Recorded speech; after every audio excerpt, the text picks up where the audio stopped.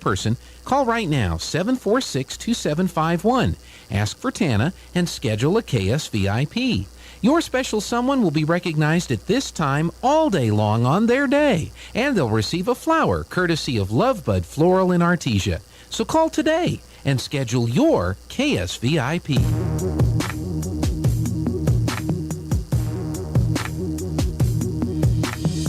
They see me mowing my front lawn. They're all thinking I'm so white and nerdy. Think I'm just too white and nerdy. Think I'm just too white and nerdy. Can't you see I'm white and nerdy? Look at me, I'm white and nerdy. I wanna roll with the gangsters, but so far they all think I'm too white and nerdy. Think I'm just too white and nerdy. Think I'm just too white and nerdy. I'm just too white and nerdy. Really, really white and first in my class there at MIT. Got skills, I'm a champion of D&D. So, what is that stuff coming out of the sky? That was weird. Of course, we had a little bit of rain activity on Tuesday night, and then last night, the hot dogs were being cooked, the popcorn had been popped, the pizza was being baked, the snow cones were being snowed. Would that be the right word? The stage was set, the sound system was up. And then the rain came through yesterday afternoon, and that kind of messed things up. So they uncovered all the tents, they wiped off all the tables, they blow-dried? Is that the right word? The audio equipment and the light panel. Kids were arriving, jumpers were jumping. And I'd gone back to my truck to sit, and I had a couple of phone calls I needed to make, so I was sitting in the truck on the phone, and I'm parked facing the south at the parking lot there at Faith Baptist Church. And I was in the volunteer parking section, and all of a sudden I saw a flash of lightning on the storm in the distance. So the person I was talking to, I said, well, this may not go well for this event. And then a few minutes later, clouds opened up. There was a pretty good bolt of lightning and thunder that was almost immediate, meaning that there was the lightning had landed somewhere nearby. So do you, how do you count lightning? It happens so rare. How do you count the distance to the lightning? I always did 1 Mississippi, 2 Mississippi. So you see the flash of lightning, and then you start counting 1 Mississippi, 2 Mississippi, 3 Mississippi, 4 Mississippi, and then when you hear the thunder, you take that number times 2, and that's how far away the lightning is. Now, I don't know if that's accurate or not, or if I've learned the formula wrong. What was the formula you grew up with? Was it Mississippi? What was the word that you used to count the count the seconds. And then did you double? Like if you did 3 Mississippis, does that mean the lightning was 6 miles away? I forget it. And again, out here it happens so rarely that you never really get the opportunity to do that. So Sean's in the trailer. He's doing the remote. I had the door open to the trailer. I had a window open on the trailer, and I had a fan in there because it was kind of humid and muggy yesterday. And we had power for our radio equipment, but we didn't have sufficient power to run the AC, and didn't need to run the AC. And like I said, we had the window open, we had the door open, we had the fan blowing there. So the storm is going, and I thought, well, you can close the window anyway. I get a text. The window's open. He's trying to take a banner to keep the rain from blowing in the window, and everything on the counter is completely soaked. So I jump out of the truck. I grab a towel. I go running over to the trailer. I said, "What are you doing, dude?" He says, "Well, there's no window in here." I said, "I had the window replaced last year when it got broken into," and I shoved the window closed and proceeded to mop up everything that had gotten soaked. The laptop, the internet router, the mixer. So anyway, we're going to hope that it works, because if it doesn't, we're going to have a problem on Friday night, because that's the same stuff that we use for the radio broadcast. So anyway, it was kind of interesting, and I hate acting like daddy. but I don't know. I always get kind of curious about problem-solving skills when a situation arrives. And look, everybody's different in how you handle things. Me, if I'm in that similar situation, the first thing I look is, well, is there a window? Okay, here's a window, and close the window. He didn't do that. He looked, what can I block the rain from coming in with? He didn't even move the equipment over to the other side of the window, which was the closed part of the window. He just sat there with the rain blowing in.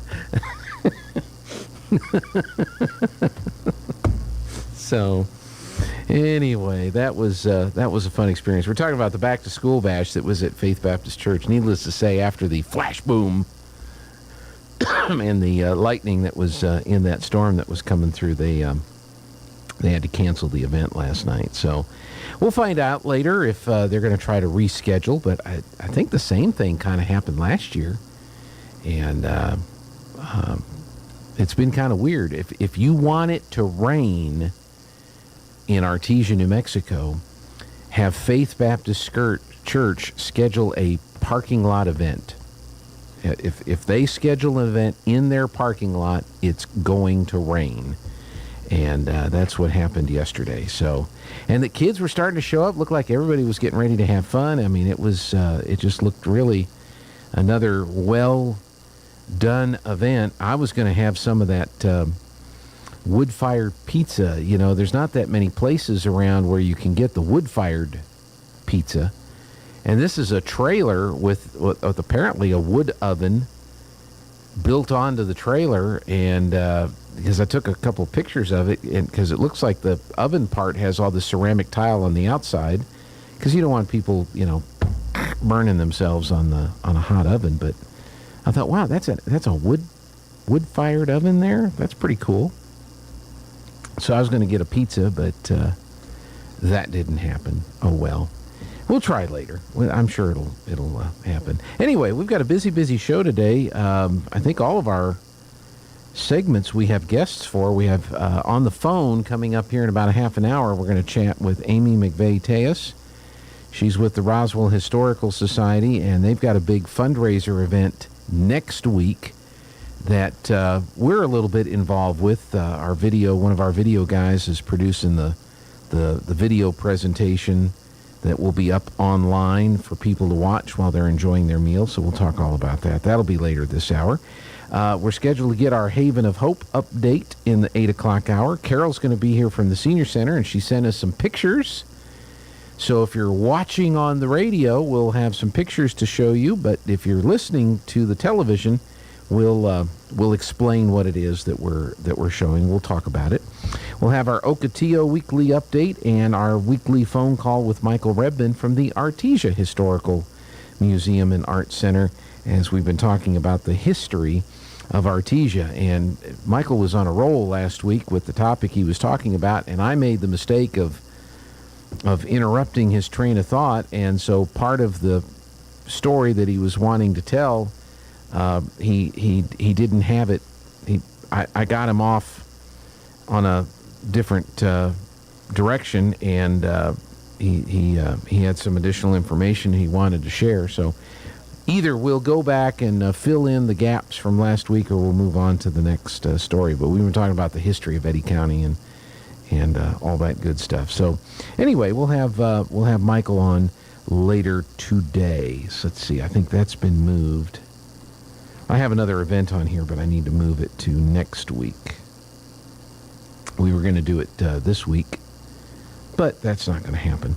All right, so let's see. What do we do first? I think we do the weather forecast. So it looks kind of ominous out there, like we might get some more rain this morning. Steve, what can you tell us? I'm meteorologist Steve Hamilton with your Pecos Valley weather. We've got a pretty decent chance of showers and thunderstorms today, with that moist air from the monsoon working its way into eastern New Mexico. A few of those thunderstorms could have heavy rain, especially this afternoon. We'll hit the mid-80s. Scattered showers overnight are low near 70, and then more showers and thunderstorms are possible again on Friday. Rain looks likely through the weekend. That's your latest forecast. I'm meteorologist Steve Hamilton. All right, Steve-O, we've got showers out and about.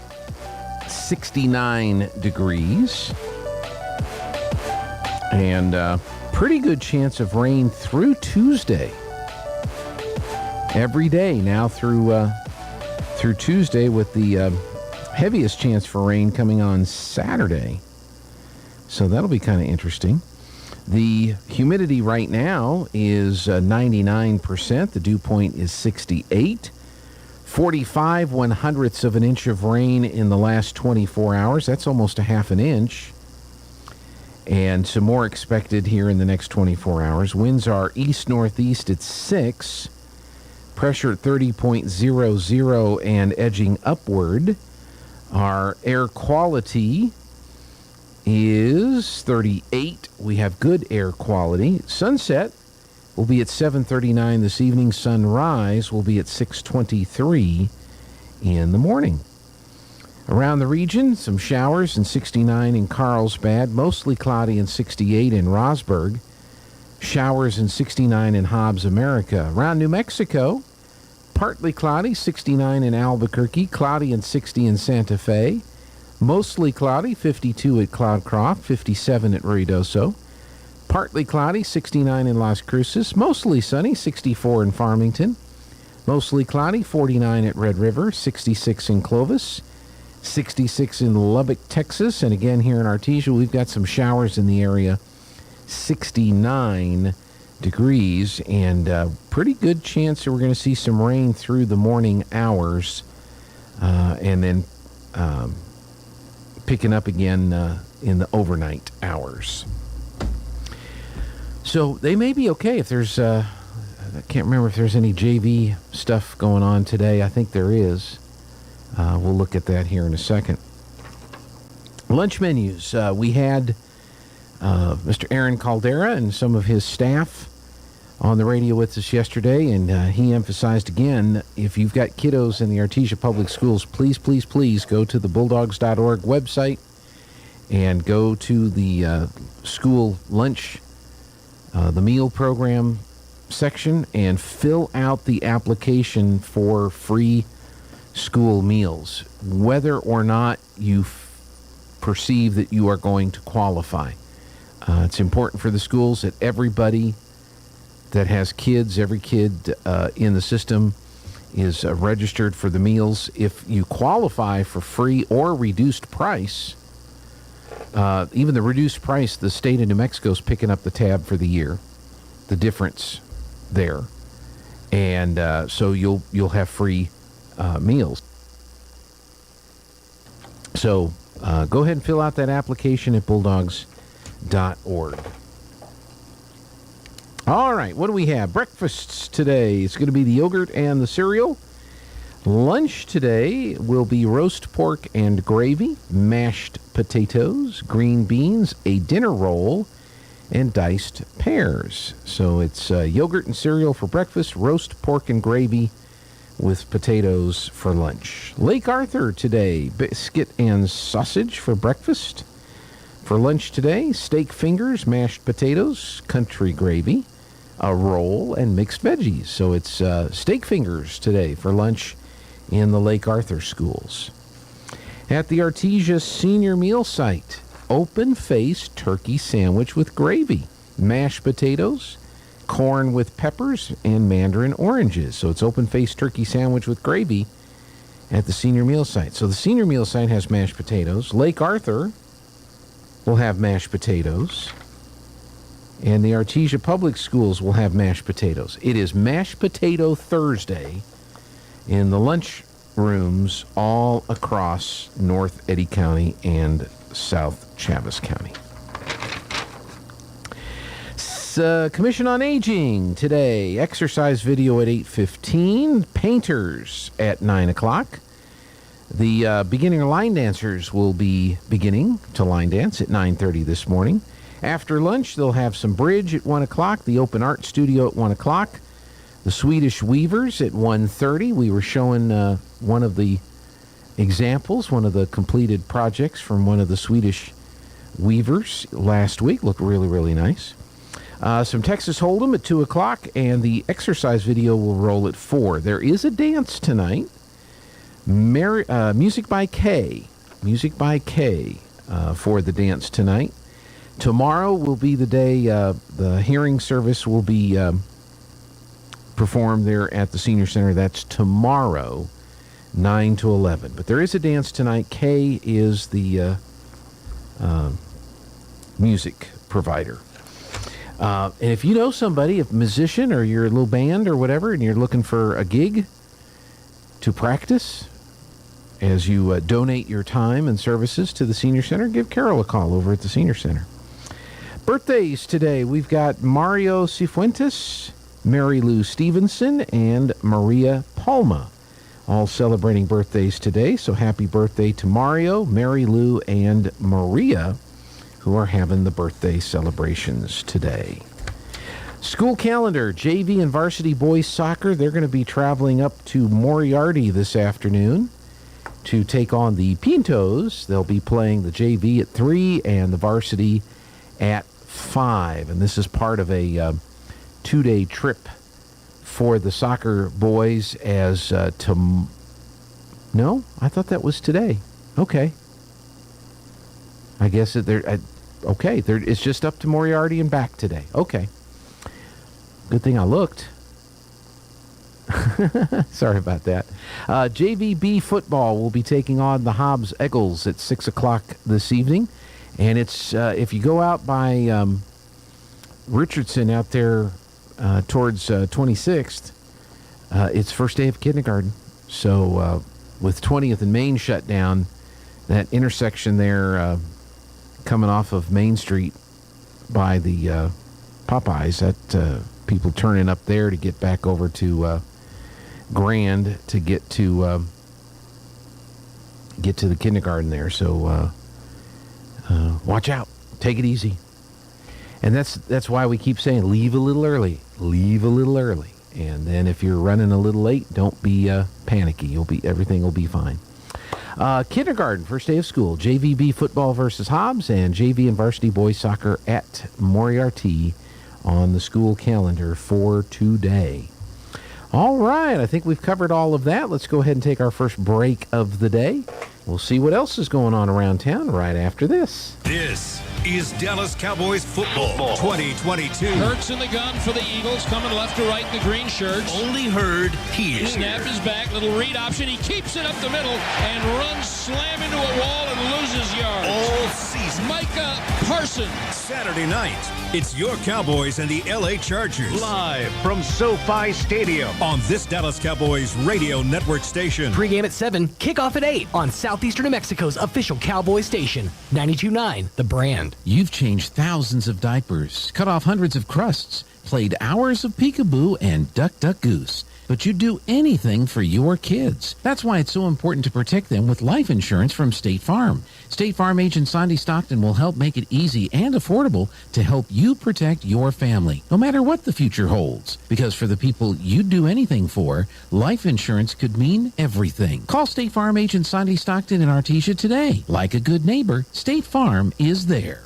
If you're missing a tooth or several teeth, a dental implant may be the ultimate solution. Implants look and feel so much like real teeth that you probably forget you have an implant. Maupin and Brown Dentistry is one of New Mexico's most experienced implant providers, with literally thousands of implant patients who are absolutely delighted with the results. Call Maupin and Brown today for an evaluation. You'll be surprised how affordable implants can be. Maupin and Brown, your choice for experienced state-of-the-art dentistry.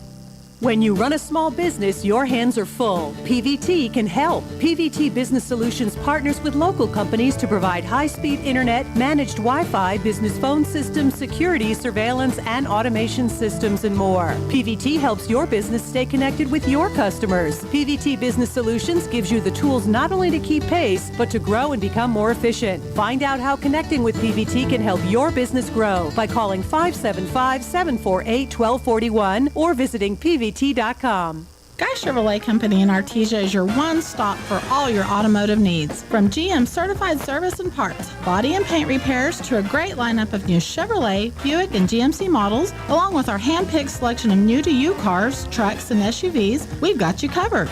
We invite you to come see us today for excellent customer service and the hassle-free buying experience you deserve. You'll find us right here on the corner of 1st and Main in Artesia, where we've sat proudly for almost 97 years, or at GuyChevy.com. When I was young, I thought I had forever to prepare for retirement. But as the years went by, retirement got closer and closer. Well, I wish I'd have started saving 10 years earlier. How you spend your retirement depends on what you do now while you're still working. We've helped a lot of area seniors prepare for retirement. Stop in and see us about saving for yours. Western Bank of Artesia. We're big on you. Member FDIC.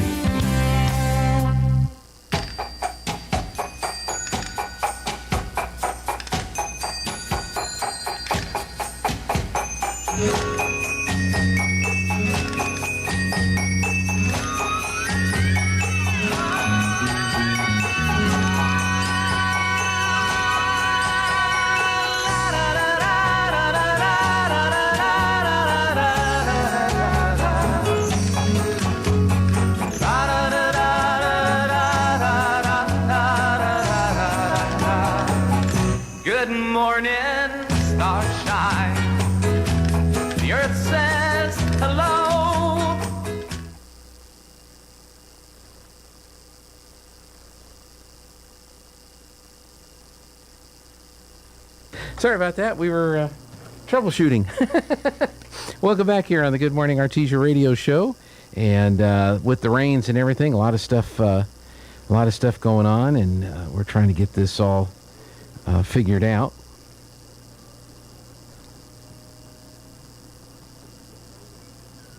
Okay, so we were talking yesterday. We've been talking this week about advanced ticket sales, and got some great information here. Where's the clipboard? Here it is. What we were talking about is you can buy tickets online, and through Purple Pass for all the athletic events, and they've not sold a whole lot of tickets online right now. Let's see. Okay, so you can do it that way. All right. What I was saying is you could go to purplepass.com, click on, and then we're trying not to make it confusing. That's what it is. So if you're on a phone or a tablet, you open up a browser, whatever, and I understand that when you say that, people go, well, what is that? Okay, when you're on your phone, when you go to the internet, what icon, what little thing do you hit to go online? to go on the internet. So whatever that is. That's called a browser, by the way, for browsing the internet. What I did was I typed in purplepass.com, and that's kind of like if you're an administrator. But anyway, at the very bottom of the web page is a search box. And I went to that search box and I typed in Artesia. And when I did that, up came all of the Artesia events. So I went to, and so you can do this on a tablet, on a computer. Matter of fact, let me just do this on a computer. Let me open up another tab in my browser. Let's see, purplepass.com. So I'm doing this on a browser right now. And yeah, it's the same thing on the computer. So what I did was I went all the way to the bottom of the page, the very bottom of the page, and there's a search box. And I typed in Artesia, and I hit the search. And there it is. Football versus Carlsbad, JV varsity volleyball versus Carlsbad, JV varsity girls soccer versus Clovis, JVB, JV varsity volleyball versus Roswell, all the upcoming events that you can buy tickets online for when I did it that way. Okay, here's another way if you would prefer to do this. So what you would do is you would go to bulldogs.org. So I'm going to do this on the computer just because I want to follow along while I'm explaining this. And then in the upper left-hand corner of the page, okay, this must be from a browser or from a phone. So let me try it on my phone. So I'm going to go to bulldogs.org. And when I open it up on my phone, so I'm opening up on my phone, okay, what they're saying is there's three little bars. So when it comes up on your screen, at the very top in the upper left-hand corner are three lines. So they're saying tap on the three lines. Then there's a list, it's a menu is what it is, of different places on the website you can go to. And one of them's labeled events. And so what are my instructions? Select events. Okay, this might be a few more steps, but it will still get you there. Online tickets, fall 2022 online tickets. And then when you tap on that, it takes you to the exact same page that you can get to if you go straight to purplepass.com and go to the search box. And so there's all the current events that you can buy tickets for. Okay, so let's see. If I'm on a website, then it would be events, 2022 tickets online, and it would take you to that page. Okay, so there's two ways you can get there. Oh, you've got it on the Zoom? Yeah, bring it up. So this would be on a website. So yeah, and this is for those people that want to buy their tickets online. This is something that you enjoy doing, and this is kind of the new way you buy things. You buy a whole bunch of other stuff. So this is on a desktop computer. So let's go back. Which way did you want to go, Jeffrey? Did you want to go from the bulldogs.org page, or do you want to go from the Purple Pass page? Where do we want to begin? Okay, so he's gone to the bulldogs.org page. Okay, so what we'll do is there's the home page. So then you click on events, and then you click, or actually, yeah, and then you'll see fall 2022 online ticket sales. And then when you click on that, it brings up the Artesia Public Schools Purple Pass page. And there it is. So if you're watching online, Jeffrey just kind of clicked through it on the window. If you're listening to me, hopefully I have explained the places to go to. Now, the other way that I got there, Jeffrey, was I went to purplepass.com, which is purplepass.com. And there's the Purple Pass page. Now, that's going to show you everything coming up from everywhere, from concerts to church events to whatever. Scroll down to the bottom of the page, and there's a search box. And in that search box, just type in Artesia. And then click the magnifying glass to search. And that takes you to the exact same place. So you can either go through the bulldogs.org website or you can go to purplepass.com. If you go to bulldogs.org on your phone, when you go to bulldogs.org, there's a 3 lines in the upper left-hand corner. That's the menu for the different places on the website. Click on that, click on events, click on 2022 fall ticket sales. If you're on a website, if you're on a computer, go to bulldogs.org, click on events, click on 2022 fall ticket sales, and then that will take you to this page. Or just go to purplepass.com, scroll to the very bottom of the page, type in Artesia in the search box, and all the Artesia Public Schools events will come up. Now, once you get there, you click on the event that you want to buy a ticket for. So in this case, it's Artesia varsity football versus Carlsbad. And it has the time and it has the location. And the description, Bulldogs versus Cavemen. What an accurate description. Simple and true.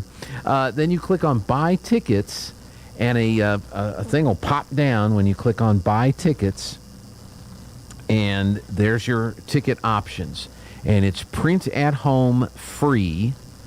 There's a service fee of $1.49.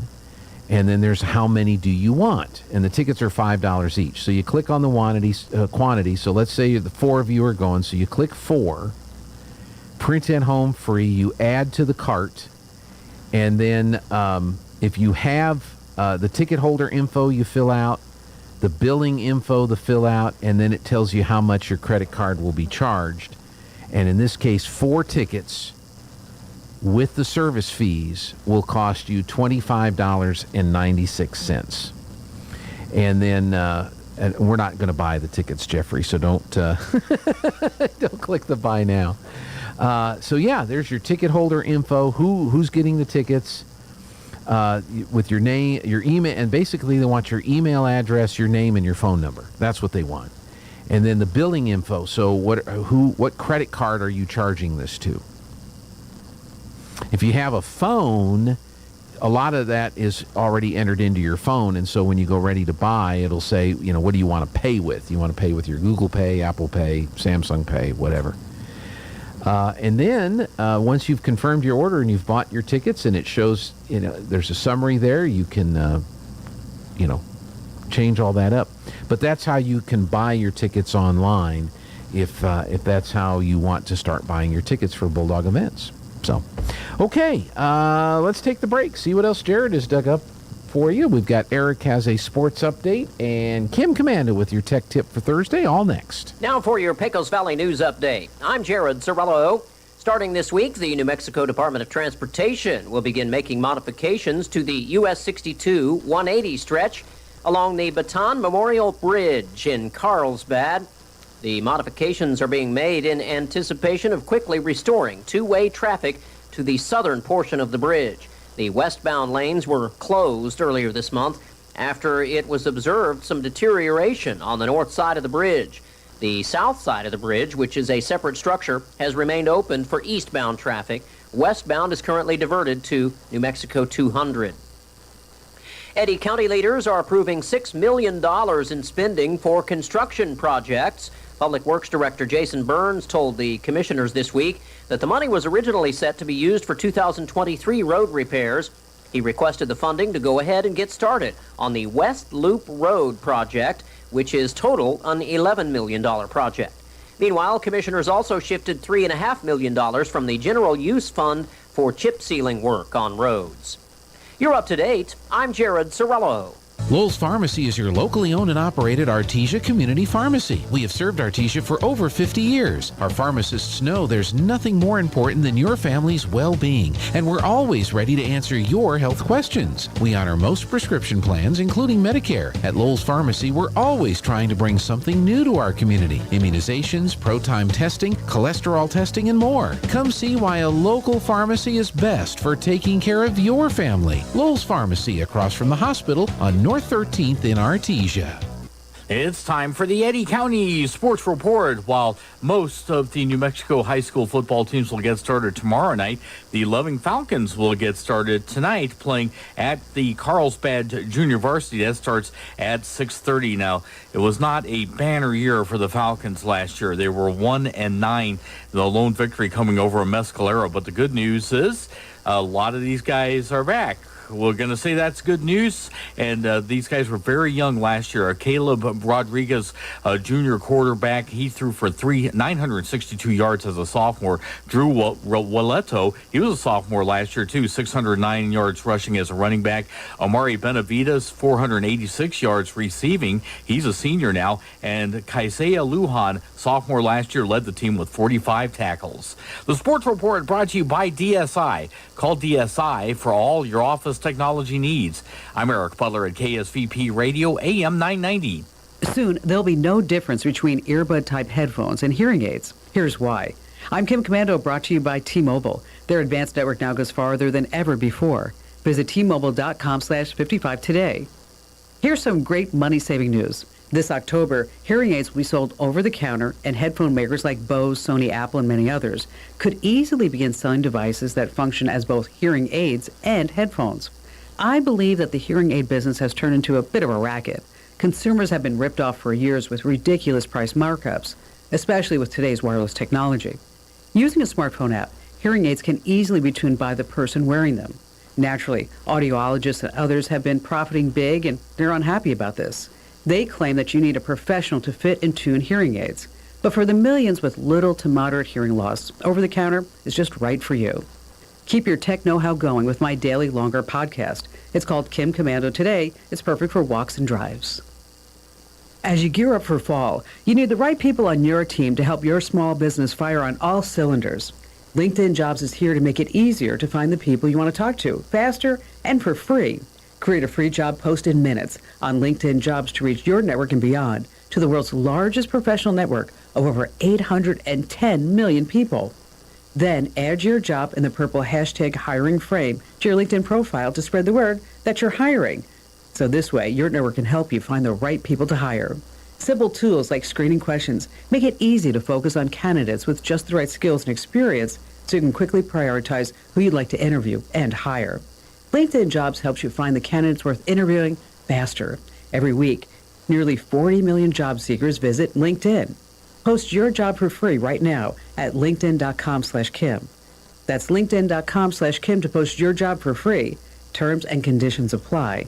That's linkedin.com/Kim. Turpinning and Son Mortuary of Artesia presents a listing of today's obituaries.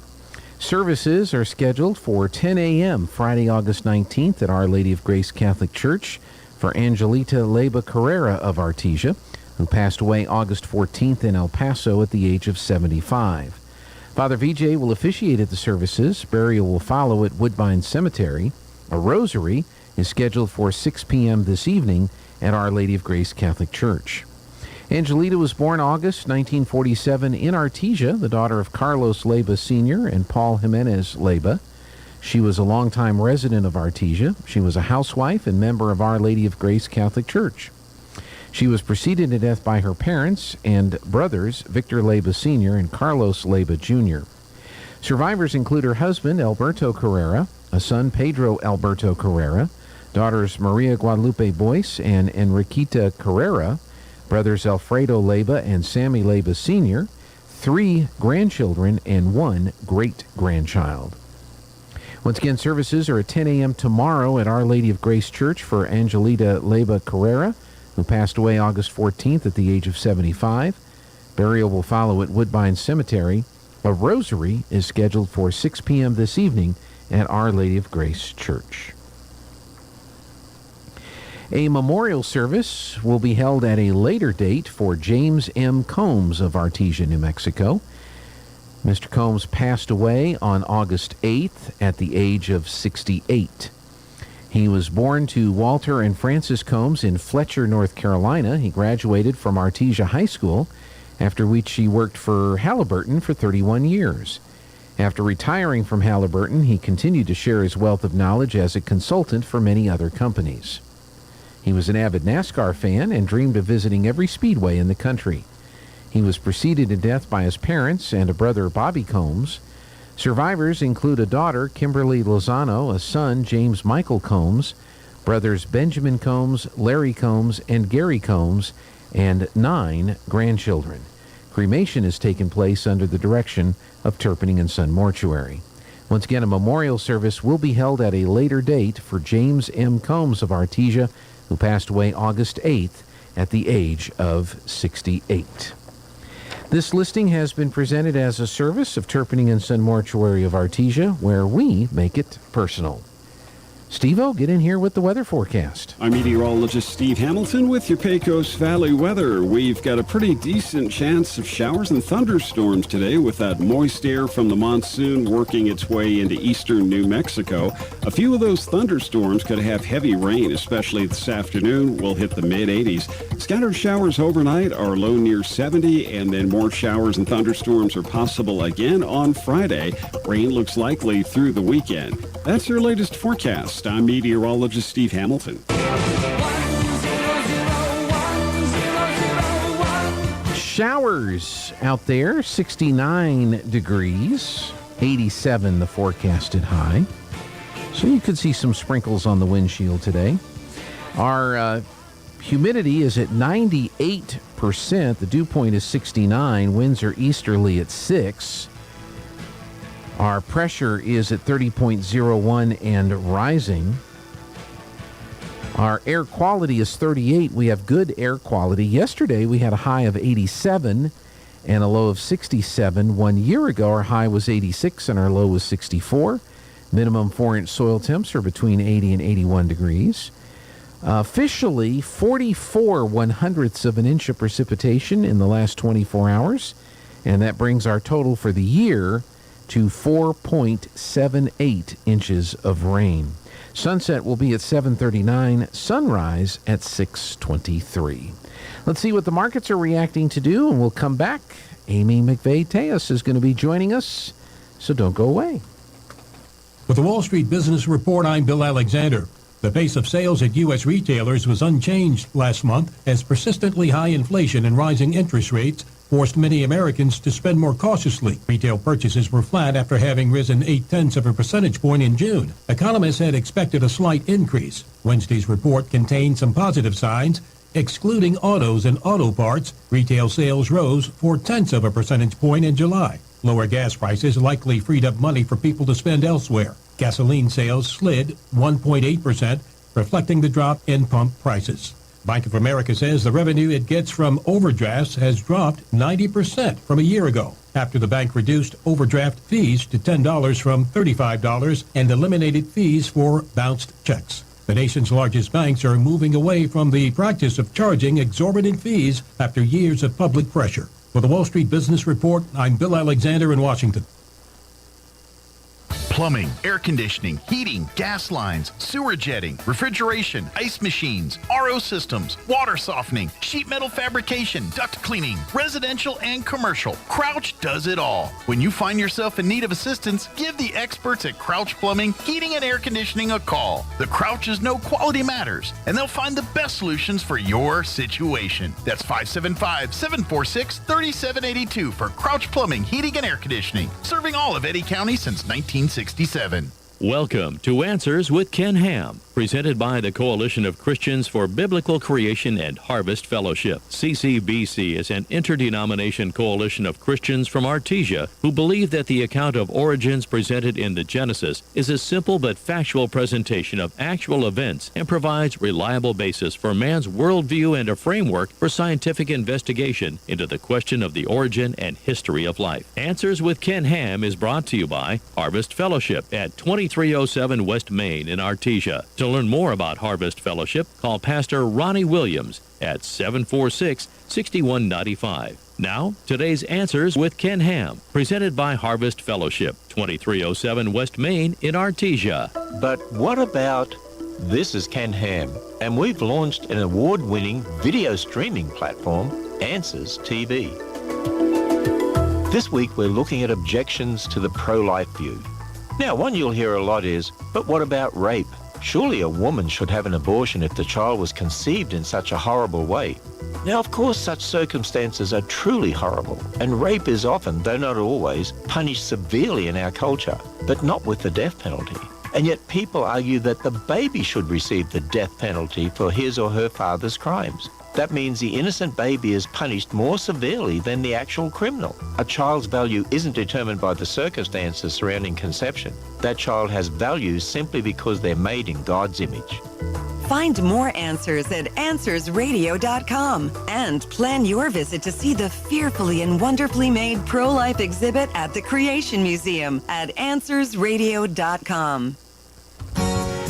We're back on the Good Morning Artesia radio show. Amy McVeigh-Tejas joins us from the Historical Society for Southeast New Mexico. Good morning, Amy. Good morning. How are things in Roswell today? They are just moving and grooving. It's been a little crazy for us at the Historical Society, so things are really moving fast and getting a lot of things done. Well, that's good. You and I were talking a little bit about this, whatever this is coming out of the sky, and I texted a friend of mine who's in Illinois, and I said, hey, we're up to 4.78 inches of rain for the year, and he said, we're below average, somewhere around 23 inches. Oh, my goodness. Oh, my goodness. We can't even fathom that. I know. That's beyond comprehension, isn't it? That's right. Hey, one of the great things that your organization does is keep history alive, the history of Roswell, Chaves County, Southeast New Mexico. And I like this event you've got coming up next week, a trip down memory lane. And tell us a little bit about the purpose of this event. Obviously, it's a fundraiser because we need to keep the Historical Society operating and running. But tell us about the trip down memory lane. Where are we going on this trip? Well, that is true. And you know, we joke a lot about that. We're not for sure where the future is going to take us, but we're really excited about it. So this is the 40th year celebration of the annual Heritage Dinner sponsored by the Historical Society for Southeast New Mexico. And 40 years ago, I'm so thankful the Historical Society gathered and wanted to take a moment and have an opportunity and an event to really celebrate an individual or individuals that have impacted our community. And fascinating thing about that, the rich legacy of the Historical Society and of Roswell are really those individuals incidentally impacting history by doing humanitarian efforts and really giving back to our community and creating a legacy. And I think it's time we celebrate it, because I think one of the things I've learned, Gene, over the years is these are individuals that would never and are arguably always uncomfortable celebrating themselves, if you will. That's right. That's right. Very modest individuals. History. Yeah, and they've impacted history. And honestly, through our event, I think there's power in allowing them to realize that that is history and that is our legacy. And over the last couple of years, we've honored a couple of some groups, whether it's Southwestern Public Service Company and the origin of when the lights literally came on around here, when we got electricity and how far they've come, the dairy industry of Chaves County, how much they've impacted. I was on the radio yesterday here in Roswell with Tommy Jordan, one of the Little League World Series champions, and it was such a poignant time because Little League World Series started yesterday, and there I was on the phone with Tommy Jordan, that was one of the members, the MVP of the 1956 Little League World Series team. Wow. So, and then Roswell Seed. You know, Roswell Seed is one of the, if not the longest ongoing local business entities. So it's just so much fun to remind individuals that they are impacting history. Yeah. And, it can have a unifying effect. Gene, our concept in the Historical Society is we're never going to be the Debbie Downers, if you will. We want to be the sunshine of our area. We won't talk about what we can't do, even during those challenging times of COVID. We celebrated what we can do, and it's become very successful with this drive-through concept. I know a lot of people are so excited about it. So it's not a sit-down dinner, and you can purchase and obtain a dinner box, and I think you've been part of almost all of them, and you can take your party, if you will, and celebrate any way you want. And one thing I'm so thankful about is 106.5 helping us create a video to really take a moment to read all of those names and really celebrate those names, what they mean. Some we don't know. When I say that, some are more public names. Some of those hidden treasures that you need to really dig into and see what they did to impact the area. And I'm so proud to be a part of it. It's an honor. Well, the video is going to be available next Thursday when the dinner is, the drive-through dinner is. So that's going to be made available so people can, not while they're driving. That's right. Now, we'll have entertainment at the event. If you drive through, we'll have some amazing music from part of the Hot Club on the Pecos. So you're right. Not while you're driving do we want you to watch the video. We want you to enjoy the entertainment. And then once you get home safely, or wherever you want to go to celebrate, that's the moment you can take to. Yeah. So I know there's a deadline on the ticket sales coming up, which is why I wanted to have you on this week. The dinner box, tell us a little bit about what's in the dinner box and how much of a donation we're asking folks to make. Absolutely. So before I get started reading this, we believe every penny counts. If anybody's listening and doesn't want to be a part of our event, whether you collect loose change and we pick it up or you deliver it, every penny counts. You can make a donation. But the RSVP date is tomorrow on the 19th. The actual event is Thursday, August the 25th from 5:30 to 6:30. And we do local deliveries here. I don't know. You might be able to coerce Mike Winters to drive to Artesia and deliver. Anything's possible. We know that.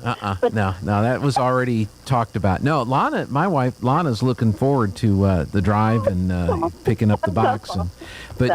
Mike was here yesterday. That was, that.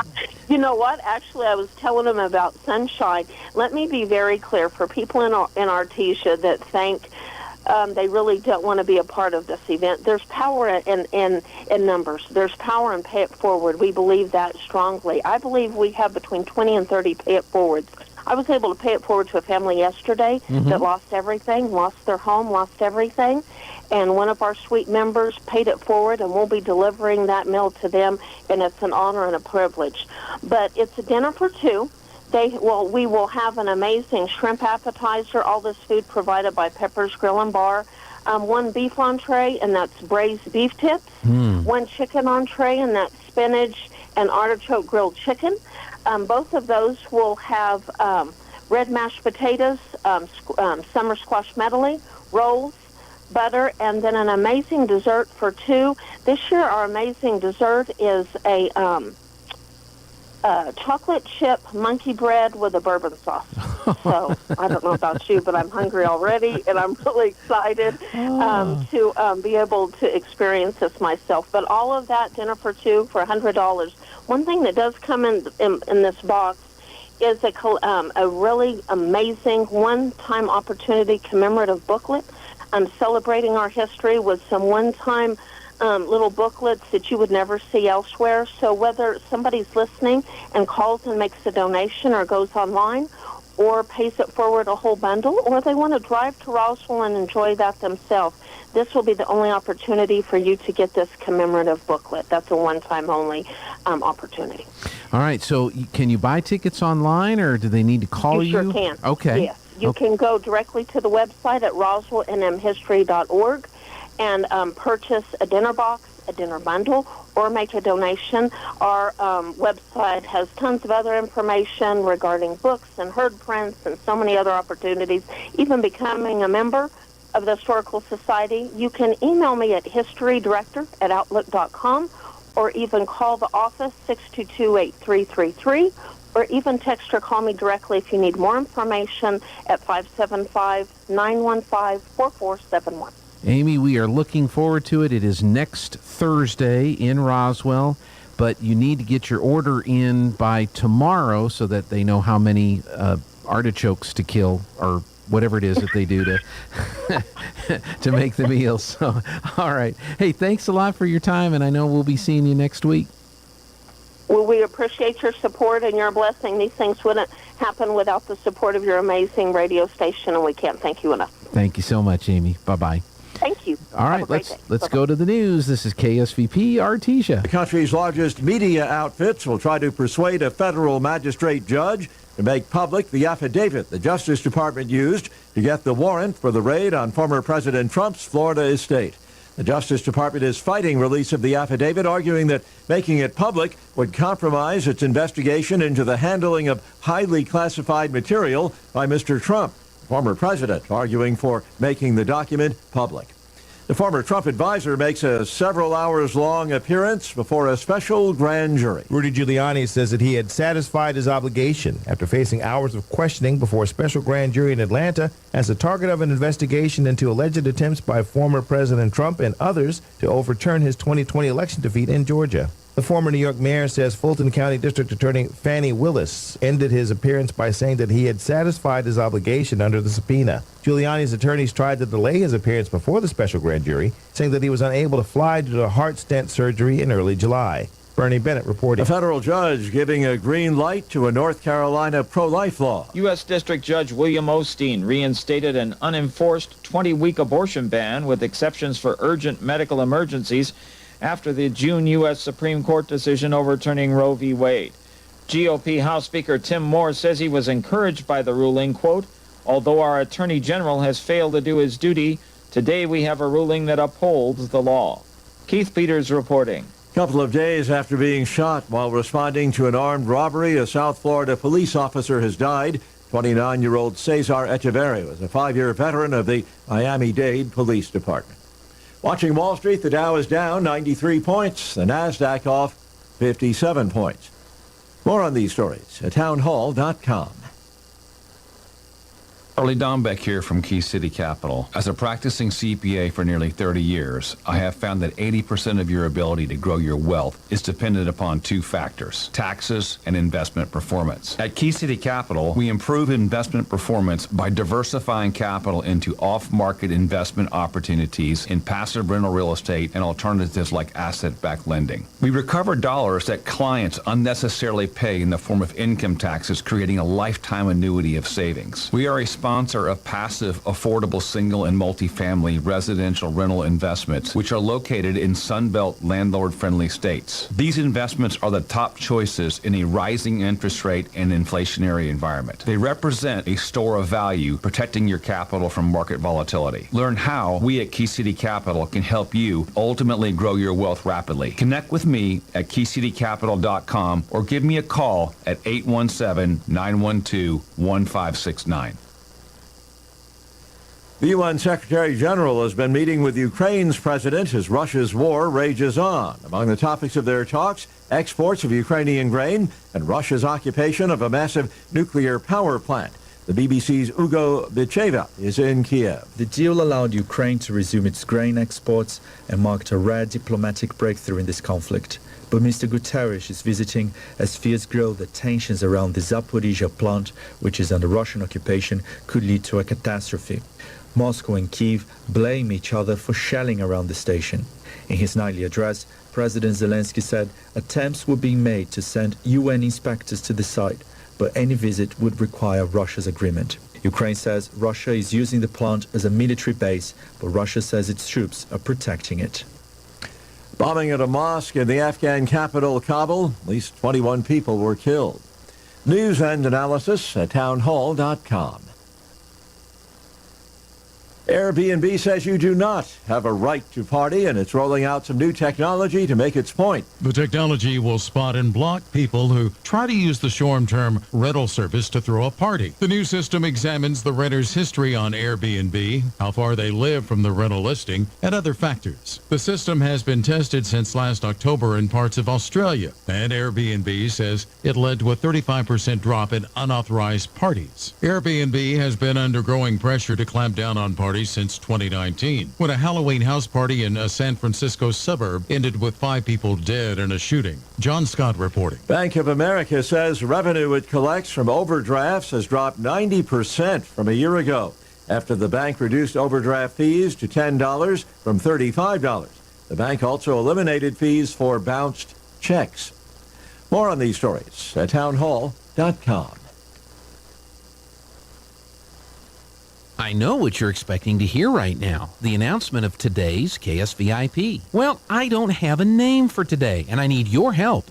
If you know someone who needs to be recognized for being a very special person, call right now, 746-2751. Ask for Tana and schedule a KSVIP. Your special someone will be recognized at this time all day long on their day, and they'll receive a flower courtesy of Lovebud Floral in Artesia. So call today and schedule your KSVIP.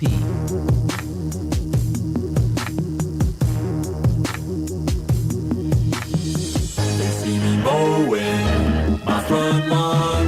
I know they're all thinking I'm so white and nerdy. Think I'm just too white and nerdy. Think I'm just too white and nerdy. Can't you see I'm white and nerdy? Look at me, I'm white and nerdy. I wanna roll with the gangsters, but so far they all think I'm too white and nerdy. Think I'm just too white and nerdy. Think I'm just too white and nerdy. I'm just too white and nerdy. Really, really white and first time class there at MIT. Got skills, I'm a champion of D&D. MC after that. Well, hell. That was a long well. It's not what you think I thought I said. Hey, welcome back on the Good Morning Artesia radio show. We're rolling into the 8 o'clock hour. Coming up today in the 8 o'clock hour, we're going to do an update on the Haven of Hope. And then our Senior Center report. And Carol sent us some pictures yesterday that we're going to incorporate into the broadcast today, which you're on the radio. What do you mean you're talking pictures? But that's what we do. Let's see. What are these photos? Radio show photos. See the attached. Oh, okay. I'm going to guess that maybe these are, these are ribbon winners from the Eddy County Fair. I bet that's what those are. So, yeah, because several of the entries at the Eddy County Fair were folks from the Senior Center.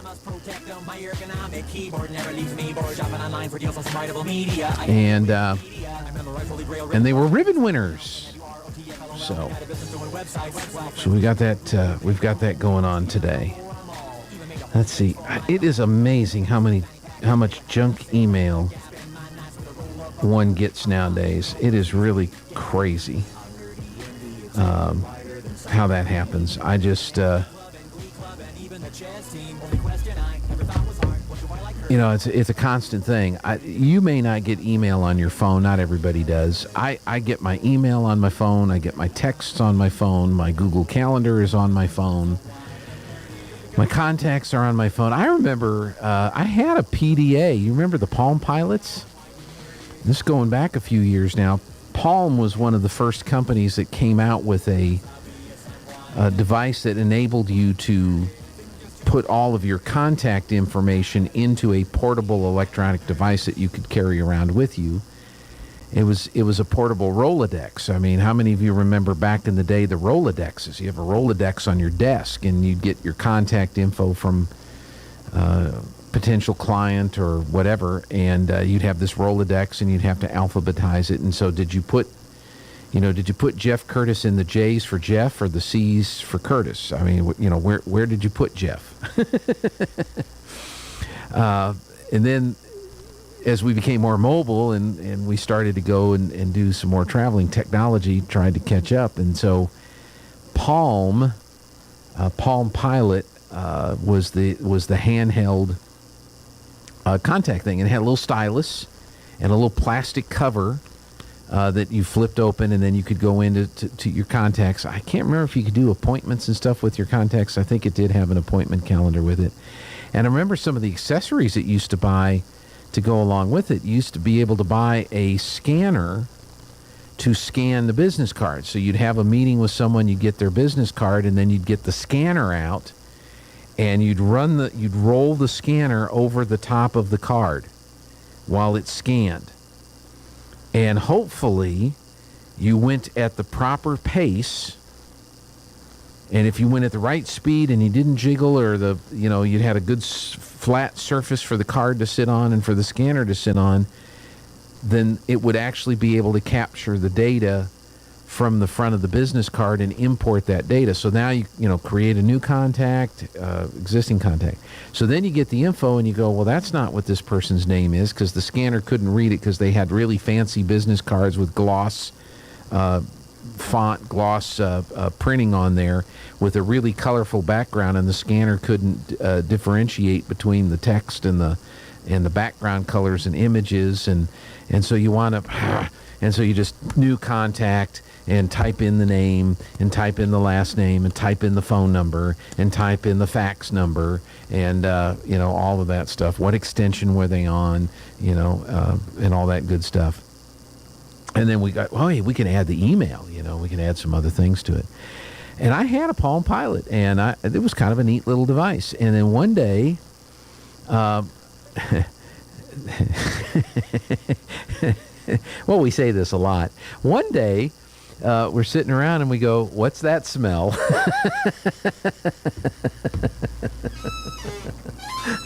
And it was the power supply in the Palm Pilot had burned up. The device literally burned up. And that was it for the Palm Pilot. That was the last we used the Palm Pilot. Well, by the time this had happened, the smartphones were really starting to come out. Apple had introduced the iPhone in 2007, and quickly other phone manufacturers were jumping on board to try to come up with similar deals. And now that became, that computer, that $1,000 computer became your handheld device, and it holds everything. It holds all your contact info and all that. But I remember the Palm Pilot days. But yeah, we often say, "What's that smell?" That is a that is not an uncommon phrase. The stories we could tell. It's 8:12. Is it going to continue to rain? Steve, what is our weather forecast for today? I'm meteorologist Steve Hamilton with your Pecos Valley weather. We've got a pretty decent chance of showers and thunderstorms today, with that moist air from the monsoon working its way into eastern New Mexico. A few of those thunderstorms could have heavy rain, especially this afternoon. Will hit the mid-80s. Scattered showers overnight are low near 70, and then more showers and thunderstorms are possible again on Friday. Rain looks likely through the weekend. That's your latest forecast. I'm meteorologist Steve Hamilton. Don't know why there's no sun up in the sky, stormy weather. Cloudy skies at this hour, 69 degrees. There are some rain showers around us, so you may get a drip or two on the windshield. Perfect day to go get windshield wipers, right? I tell you, the last time I got windshield wipers on my truck, they, the service center that did the oil change and all that kind of stuff, they said, hey, we recommend these windshield wipers. Now, they're expensive. And they were. I'm trying to remember how much they were. I can't remember if it was $80 or $120. Anyway, they were expensive buggers. But they have lasted a long time. That rain started yesterday, and the wipers started wiping, and they were still wiping water off to where I could see out the window. So I was really impressed at how long these have lasted, given how much they cost. Because a lot of times you buy something that's a little more expensive than the baseline, and it doesn't last that much longer than the base one, and so you just wind up buying the cheap one and swapping them out more often. Anyway, where was I? We have humidity is at 94%. The dew point is 68 degrees. The winds are northeast at 3. Our pressure is at 30.01 and rising. Our air quality is 49. We have good air quality. 87 was the high yesterday. 67 was the low overnight. 1 year ago, we had a high of 86 and a low of 64. Minimum 4-inch soil temps are between 80 and 81 degrees. 44 1/100ths of an inch of precipitation in the last 24 hours. It ended at 7 o'clock. And we're up to 4.78 inches of rain for the year. 4.78, may get some more today. Sunset will be at 7:39, sunrise at 6:23. Around the region, it's partly cloudy and 70 in Carlsbad and cloudy and 70 in Roswell. Got some drizzle and 69 in Hobbs, America. Around New Mexico, mostly cloudy, 70 in Albuquerque.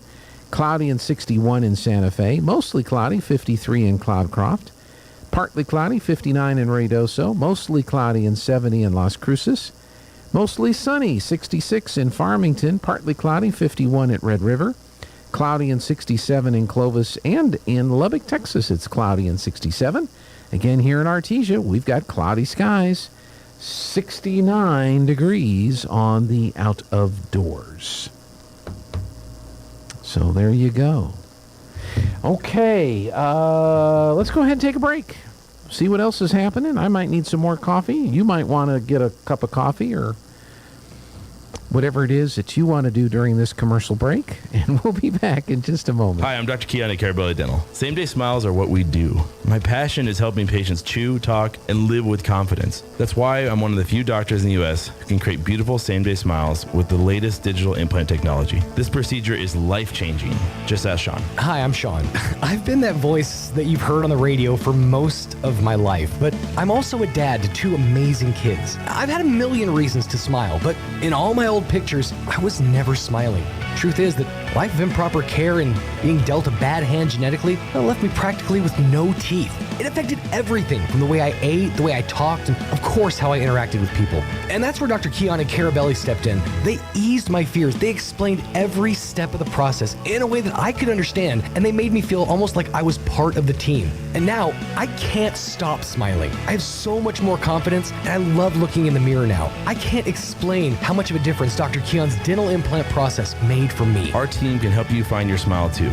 Come see us at Carabelli Dental, 575-622-4455. Gene Dow here for Rebel Daughters Barbecue. Why is Friday so special? Well, it's Friday, of course, but it's also the day Rebel Daughters Barbecue is available in Artesia. Brisket, pulled pork, and ribs, all cooked to perfection. And the sides. I can't stop talking about Rebel Daughters burnt-end beans, the best you will ever taste. Order a half-pound, plate, or sandwich, and the prices very reasonable. So make Fridays even more special with Rebel Daughters Barbecue, serving 11 a.m. until the food runs out. 1416 South 1st in the old Weiler Welding Shop in Artesia. Did I mention the burnt-end beans? Guy Chevrolet Company in Artesia is your one-stop for all your automotive needs. From GM certified service and parts, body and paint repairs, to a great lineup of new Chevrolet, Buick, and GMC models, along with our hand-picked selection of new-to-you cars, trucks, and SUVs, we've got you covered.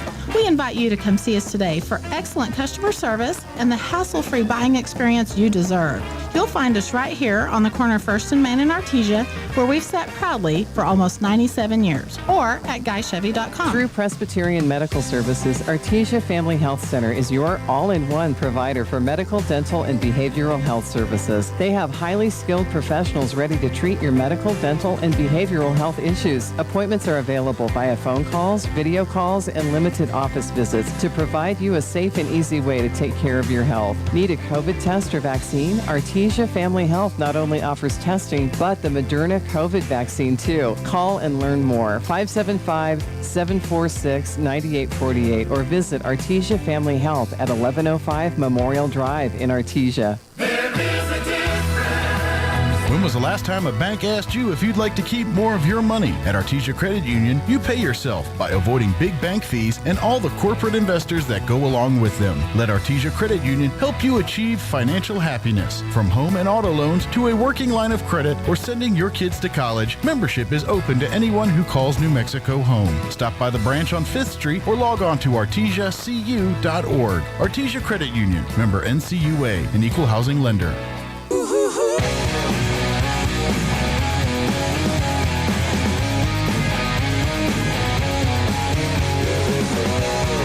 Doo-doo. 1985, that's the name of that song. Ronald Reagan was president of the United States of America. And, you know, you look back at this whole ordeal with Liz Cheney getting defeated in Wyoming, and she said some interesting things in her concession speech and stuff like that. You know, it's like if I had, when she won her primary 2 years ago, she got 70% of the vote. But if she, and she could have gotten that again. She could have gotten that again if she'd have gone along with the lies of Donald Trump and his attempt to destroy democracy. And I really, it's so amazing the argument that's being used by the anti-Trumpers and the Jan 6 anti-Trumpers is saying that that Trump is out to destroy democracy. And so I'm always puzzled by their definition of what is democracy, or what they perceive to be democracy to be. And it's like other commentators, Gutfeld among them, have said, and Tucker Carlson said this yesterday, wasn't Liz Cheney defeated by democracy? I mean, as far as I know, and if you have any other information or evidence, please feel free to share it with me. But as far as I know, there was an election held in Wyoming, a primary election. The Republican Party members, the people who are registered as Republicans in the state of Wyoming, had a choice as to who they wanted to run representing their party in the November general election. And they had the incumbent, they had Liz Cheney, and there were two challengers on the ballot. There were two other people that were on the ballot. So, and the people that ran chose to run, as far as I know, they didn't, they weren't forced to run. But they were chosen to run. There may have been some motivation behind having them run, but they ultimately made the decision that they were going to run against her. There was a campaign. People bought radio ads, TV ads, maybe some newspaper ads, social media. They went around the state. You know, there's not a lot of people in Wyoming. They only have one congressional representative. They only have 2 senators because of the population. I'm waiting to see if anybody catches that. Anyway, there's not a lot of people there. You get to Laramie and the Cheyenne. Did you catch that, Jeffrey? Okay. Jackson Hole is another area where there's a lot of people, but those are the move-ins, the rich, wealthy move-ins, and all that. So there's not a lot of population. It's concentrated around a few cities, and you got a lot of just open territory and ranch land and ranchers and stuff. And so 3 people decided to run. They campaigned. They went out and campaigned. They both the top candidates, the one that won and Liz, both brought in people to help support them. Liz Cheney brought in her dad. They probably have property there. They live there. I guess they live there. That's why Liz has a congressional seat there. They brought in Al Franken. Al Franken came in and well, I don't know if he campaigned, but he endorsed Liz Cheney. O.J. Simpson.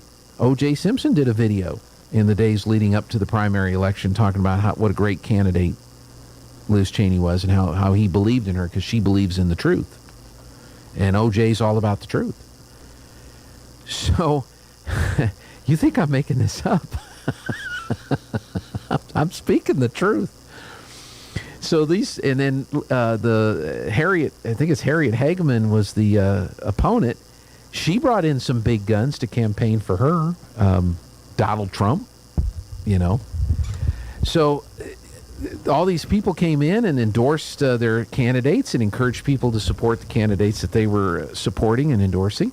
And then there was an election. People went to a polling place. They got a ballot. There were 3 names on the ballot for that seat. They picked one of those. They put the ballot in however they count the ballots there, whatever Dominion-type voting machine system they have in Wyoming. And then at the end of the day, they sat down and they counted the votes. And the person with the most votes was Harriet Hagman. It was not Liz Cheney. Liz Cheney did not get 70% of the vote. She got 30% of the vote or something like that. 20% of the vote. It wasn't much. And the other candidate got most of the votes and will be the party nomination in the general election in November. So I don't understand what part of the destruction of democracy that Liz Cheney's talking about, because if Trump is all for destroying democracy because of Jan 6, then why did Wyoming happen the way that it did? And it's probably because the voters in Wyoming don't see Donald Trump the way Liz Cheney sees Donald Trump. They don't see Jan 6 the way that Liz Cheney sees Jan 6. And so they said, no, that's not what we think. And so we're not a big fan of you representing us in Washington, D.C. We're going to try this one over here. And ultimately, that's what's supposed to happen in a democracy. Voters are given choices. Choices result in decisions that are made by voters. Voters make those decisions based not just what the candidates say, but also how the candidates act. And look, there's a lot of factors that go into that. I mean, how does AOC keep getting elected? How does Nancy Pelosi keep getting elected? How does Jerry Nadler keep getting elected? How do these people keep winning elections and getting elected and reelected time after time after time after time? So, I mean, there's a lot that goes into that. But the fact of the matter is, for all of the complaining about Trump's out to destroy democracy, you know, Trump won the election over Hillary. And again, this was a strategy that Trump used because that's how the elections process works. You know, we have the Electoral College. You don't get the most votes. You get the most votes in the states that have Electoral College votes, and then you get enough Electoral College votes to win the election. And in 2016, that's what Trump did. Hillary was campaigning in California and New York. It doesn't matter how many people vote for Hillary in California and in New York. There's this many electoral votes in California, and there's this many Electoral College votes in New York. And she's going to get those votes whether she spends $1 campaigning, just by virtue, or at that time, just by virtue of the name and the party affiliation. You know, Hillary won those states, but Hillary didn't go out to Wisconsin, to Wyoming, to Iowa, to some of these other states, Mississippi, Alabama. You know, she could have gone to Arkansas. She was from Arkansas. Her husband was governor of Arkansas. I don't know if she did any campaigning in Arkansas, but she didn't do that, or didn't do that to the extent that Trump did. So Trump went to all these states, and in 2020, he flipped like Pennsylvania and Michigan and Wisconsin and some of these states that you wouldn't have expected to vote for a Republican, because he took his message there. Now, 2020, that's the big debate that's going on right now. You know, what happened in 2020? Trump got more votes than he got when he ran 4 years prior, and lost to, what's his name? 81 million people allegedly cast ballots for a guy who spent the campaign in the basement of his house in Delaware, or when he did go out into buildings that had little white circles, and there were, you know, people allowed to sit in the little white circles so that they were social distance from everybody because of COVID. And that guy got 81 million votes. And so if you're a competitive guy like Trump, you can't picture yourself losing to that guy. It doesn't make sense. That something's not right here. It doesn't pass the smell test. What is it? Something's rotten in Denmark. You know, I mean, there's any phrase you want to think. It does not make sense. And because he continues today to raise questions about it, he is a threat to democracy. Yet democracy spoke out in Wyoming the other night. And Liz Cheney, some of the clips that I've seen of her concession speech, and then she was on NBC the day after. She wasn't on Fox the day after. She went to NBC. And this is the other weird thing about the whole ordeal. Donald Trump is not a war guy. He bashed the Bush family over Iraq. Now, whether his bashing of the Bush family W, of course, H.W. was vice president and president back in the 80s, and there was conflicts there. And then, of course, under W. And Trump, these are stupid wars, silly wars. People are, we're spending money, we're losing lives, wasting resources. We don't need to be doing this. And he campaigned on that, and he got elected on that. And to this day, there are a ton of people that Bush lied, people died. And that's Cheney. Dick Cheney was the vice president. Liz Cheney is his daughter. And so this animosity and hatred between the Cheneys and the Trumps, goes back a long time. And this is what's weird about the liberal media. The liberal media hates Trump so much that they look at Liz Cheney, daughter of Dick Cheney, Halliburton, people, Bush lied, people died, the whole thing with the Iraq War. And they would rather have her in Congress than Trump, who wanted to get out of all these things, who had a plan in place, or he says he had a plan in place to get us out of Afghanistan, and he got us out of Iraq and all this other. And he's not a war guy, and Cheney is, or Cheney family is. Whatever your opinions of all of that, what is weird to me is that the left and the left-leaning media is holding up Liz Cheney as some kind of a hero, when they hate her husband, or her father, not her husband, her dad. They hate the Cheney family. They hate the Bushes. Bush lied, people died. And so I was thinking about this when the 1985 song was playing. Reagan was the president, H.W. was the vice president, and George H.W. Bush goes on to get elected as the president of the United States. And so I wonder. Yeah, on the board of Halliburton. That's right. That's exactly right. That's what the people who are mad at Bush and mad at Cheney. This is exactly the argument they bring up. He was on the board of Halliburton and other companies that made billions of dollars in the Iraq War off the taxpayers and the backs of the soldiers. So this is what look. You can believe that or not believe it, or you can think that's an exaggerated thing, or they were just under contract and they were doing their job. Saddam lied about the weapons of mass destruction, and the world bought it. And whether the world should have bought it or should have not bought it or have been more clear in their investigation. Why did we go into Iraq when the 9/11 bombers came from Afghanistan? And if the 9/11 bombers, if we really want to go after the country that was responsible for the 9/11 bombers, why didn't we go after Saudi Arabia? I mean, this is the whole argument as you look back at that whole conflict. But I was thinking about that in 1985, and I was thinking, old H.W. Bush, he was CIA. He's always been a part of the establishment there in Washington, D.C. And you almost wonder, we're going to let Reagan win the nomination and run for president because he's very, very popular with the people who support him. But behind the scenes, we've got old George H.W. Bush in the White House, and he's going to make sure that Reagan doesn't do anything crazy, but does go along with our idea to build up the military and the weapons and all that kind of stuff.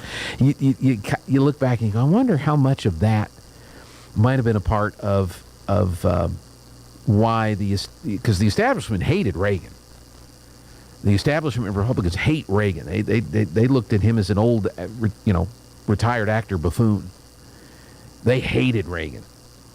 And but H.W. is there to kind of, what did H.W. Bush call Reaganomics? Called it voodoo economics. I mean, there was no love there.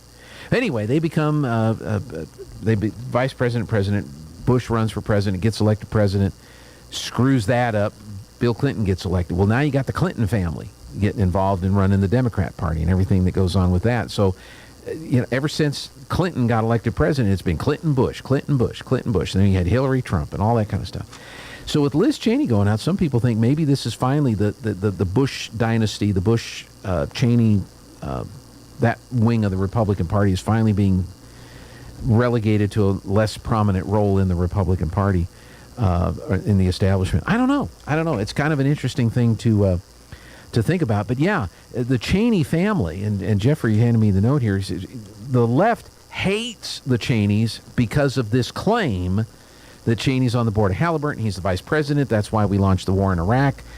We lost soldiers. We and his family, meanwhile, gets rich. They have a ranch in Wyoming. Liz Cheney is in Congress.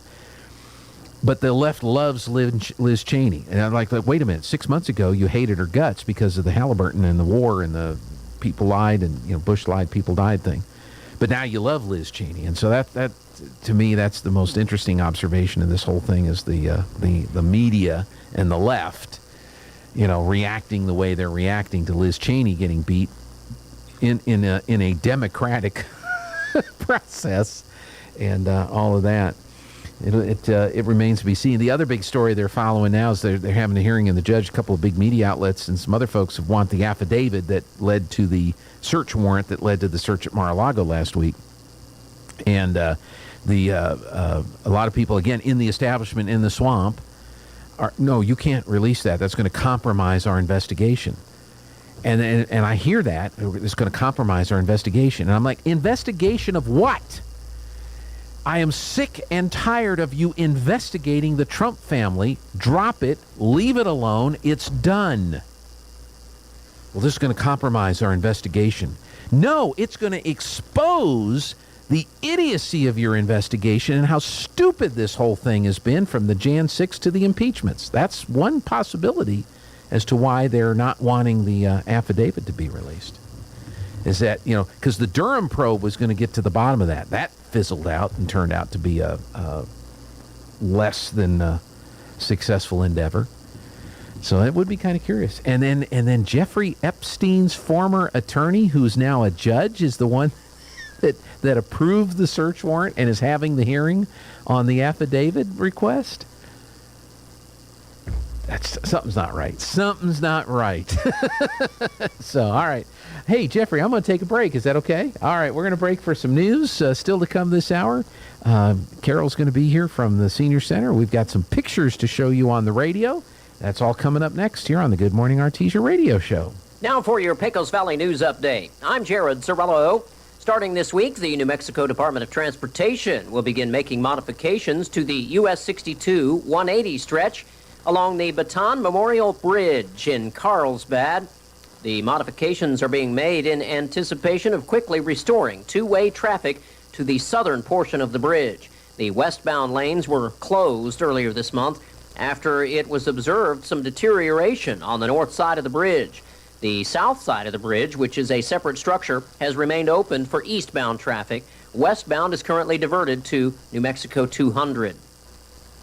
Eddy County leaders are approving $6 million in spending for construction projects. Public Works Director Jason Burns told the commissioners this week that the money was originally set to be used for 2023 road repairs.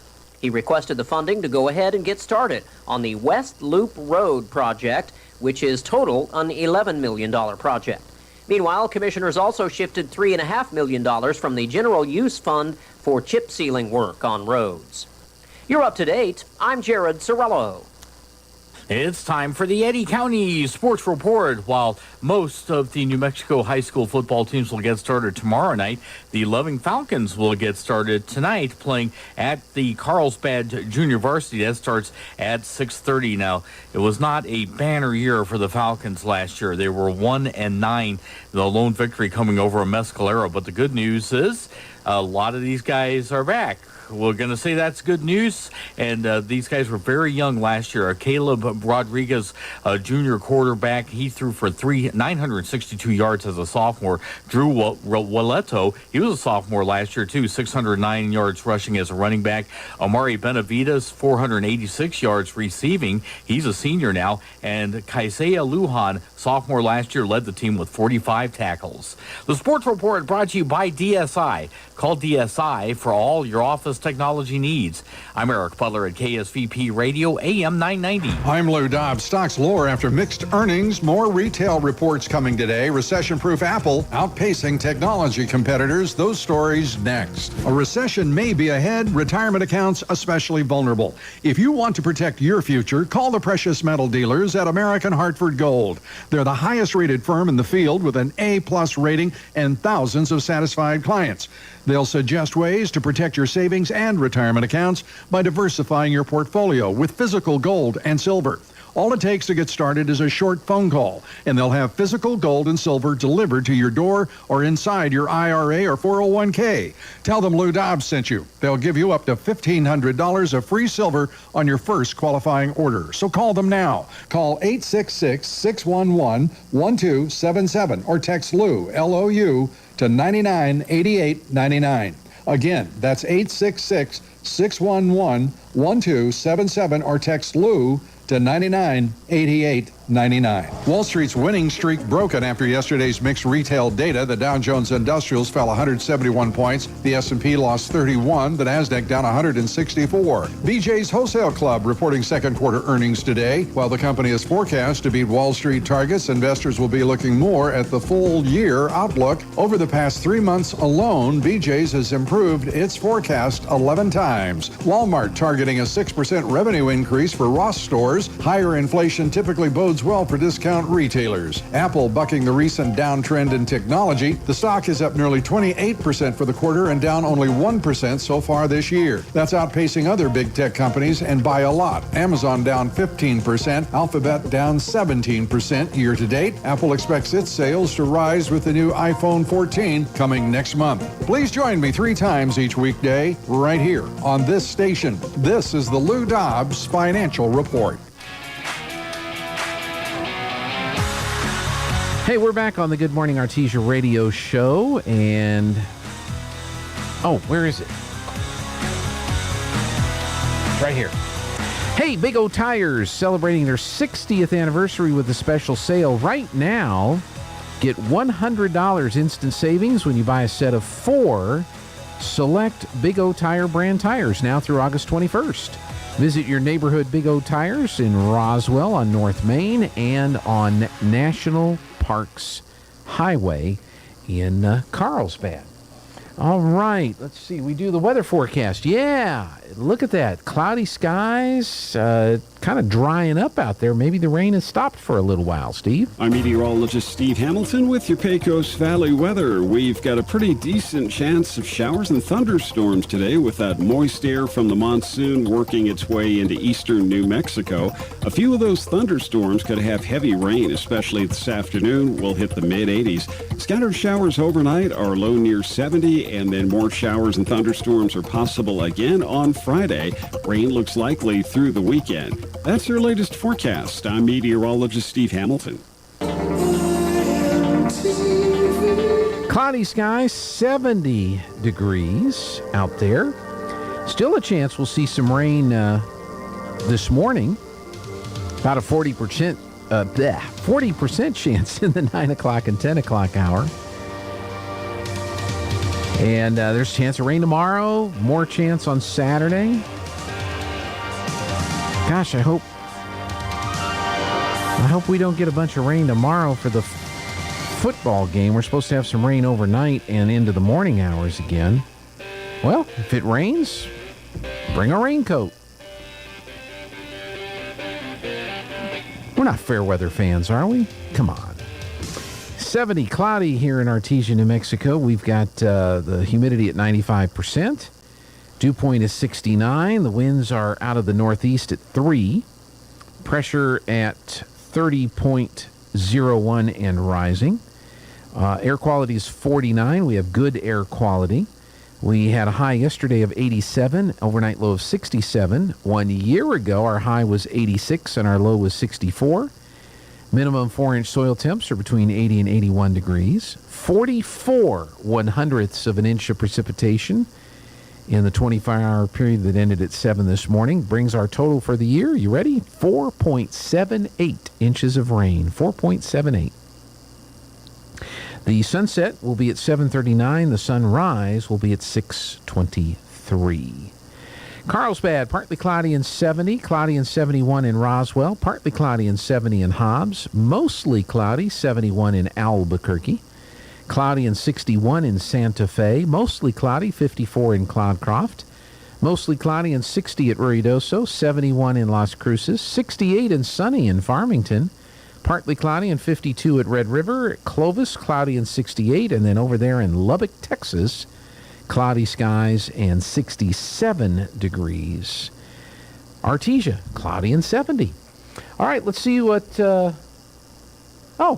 ready to bring on Carol if Carol is ready to go. So that's right, because we have everything. We have everything done. So I don't have anything else to say or play. So You're adding one more photo in there. Oh, okay. Did you get that to Jeffrey? I just emailed it to him. Okay, perfect. So. And he'll be able to add that. And I looked at the email and the pictures, and I think what we want to do. Failed to send, Jeffrey. Oh, okay. It's Jeff or Jeffrey? The email address is Jeff W. Curtis. At Gmail? Yep. Oh, you know what you have to do? What's that? You have to put .com behind it. Okay. Oh, Jeff, I'm sorry. That's okay. Don't be looking for it. Grab that microphone there, Carol, if you wouldn't mind. Bring that a little This? closer. Is There that you better? go. That's a lot better. So how are you today? I'm blessed. Jeff, if you want to come get my phone, you're welcome too. So, who was treating who to lunch the other day? I'm trying to figure out what day. I think it was Tuesday. Oh, Michael, that's Oh. our date day. Okay. We go on a date Tuesday during lunch because this wonderful place in town has pork chops on their buffet On Tuesday. on Tuesday. That's right. His favorite thing is pork chops. My favorite thing is mashed potatoes. Okay. So It works. it works, and I didn't think I was going to make it, and he almost finished eating. Thank you, sir. By the time I got there, and of course they're nice enough, they let me go ahead and sit down and eat anyway. You know, it's funny. You mentioned the mashed potatoes. Did you say mashed potatoes? I used to say smashed. Yeah. When I was a kid. Today is your day. In the Artesia schools today, mashed potatoes. But at this particular place, they're real. I'm not I'm not going there with Lake, the schools. Lake I Arthur. don't know if they are. Lake Arthur, mashed potatoes. Sweet. Artesia Senior Meal Site today.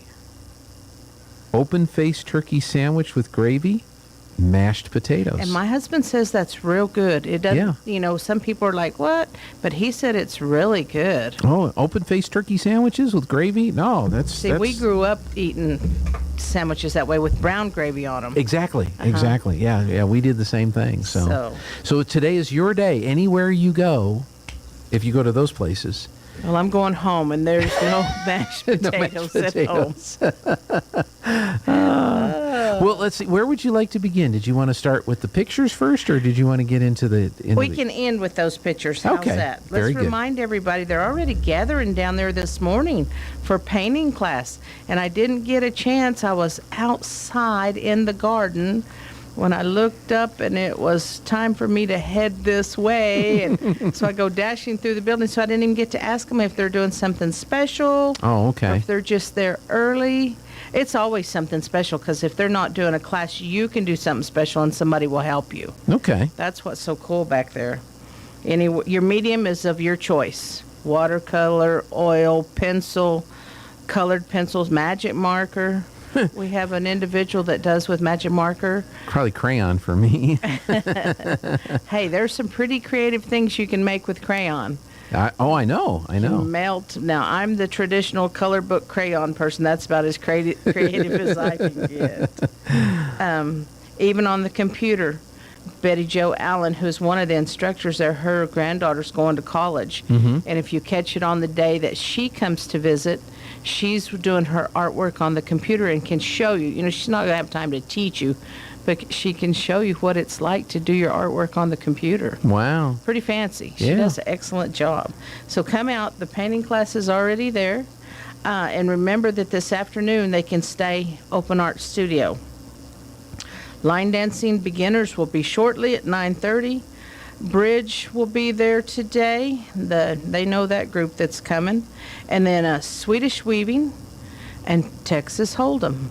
Don't stress having to come early for Texas Hold'em, because if it fills up, we bought a whole nother set of poker chips. Oh, okay. So if we have to move to another room with 2 tables, we can. We've got plenty that I think it's good, fine enough for me to That's right. try to accomplish that. Yeah, You know, yeah. just not do it, but try to accomplish. Try, exactly. There you go. And you oh, are yeah, I not, probably will. I mean, you're not going to win again. Oh, no. Yeah, yeah. No, showed me real quick. So if you really want something fun, it's a good, there you go. There's the last 8 seconds. Hurry and look. Okay. Thank you for having me. All right, thanks. Let's go to the news. This is KSVP Artesia. News this hour from townhall.com. I'm Rich Thomason. A clearly frustrated Texas Governor Greg Abbott complains that while Texas secures the border, the federal government is enabling illegal immigration. Abbott, reacting to Fox News video, shows federal agents opening a gate that had been locked by the Texas National Guard. Opening the gate, which is on private property, allowed more illegal immigrants to stream into the U.S. Abbott, writing on Twitter, Biden's open border policies caused this crisis. The federal government must do its job and fix it. All eyes on South Florida in a few hours as the next chapter in the Mar-a-Lago raid saga unfolds. Attorneys for the nation's largest media companies are trying to persuade a federal magistrate judge to make public the affidavits supporting the warrant that allowed FBI agents to search former President Trump's home in Florida. Media attorneys are going to argue today that the affidavit should be released because it's of great public interest. The U.S. Justice Department does not want to do that. Former President Trump has also called for the documents released, but his attorneys have not said whether they'll take part in the hearing. The hearing is set for 1 p.m. Eastern Time this afternoon. Meantime, the White House is rejecting calls from some Republicans to defund the FBI after that raid on Trump's home. White House Deputy Press Secretary Andrew Bates said that the president rejects defunding the police and other law enforcement, including the FBI. Tasha Stevens reporting. Slightly fewer Americans filed for unemployment benefits last week. Applications for jobless aid the week ending August 13th dropped 2,000 to 250,000. The housing market slide deepens. Used home sales dropping for the 6th month in a row in July, falling almost 6% from June. Stocks are mixed on Wall Street. The Dow is down 75 points, the Nasdaq trading 10 points higher, and the S&P is up a fraction.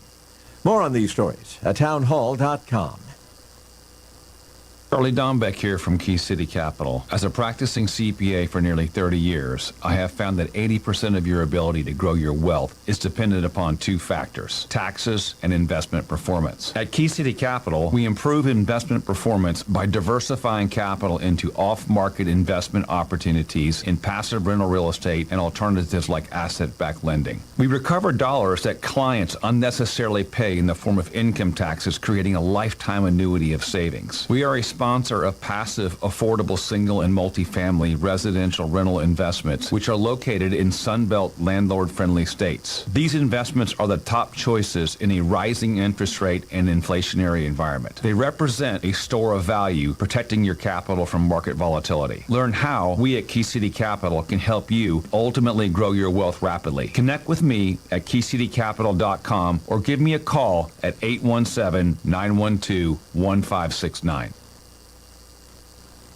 The U.S. and Taiwan announced talks on a new trade and investment pact. It's called the U.S.-Taiwan Initiative on 21st Century Trade, which was first announced in June. Now, the two sides say they are ready to start formal negotiations toward a deal. Talks will focus on easing trade barriers in areas including e-commerce, agriculture, and the environment.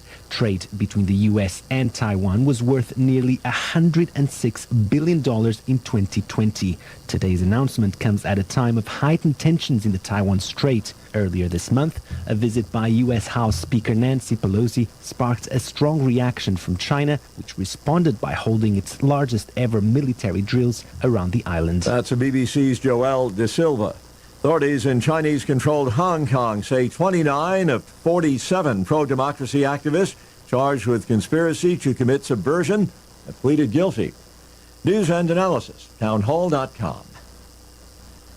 A battle between the state of Missouri and Kansas City over law enforcement funding. Kansas City Mayor Quentin Lucas sued the state of Missouri on Wednesday over a new law that requires the city to increase funding for its police department.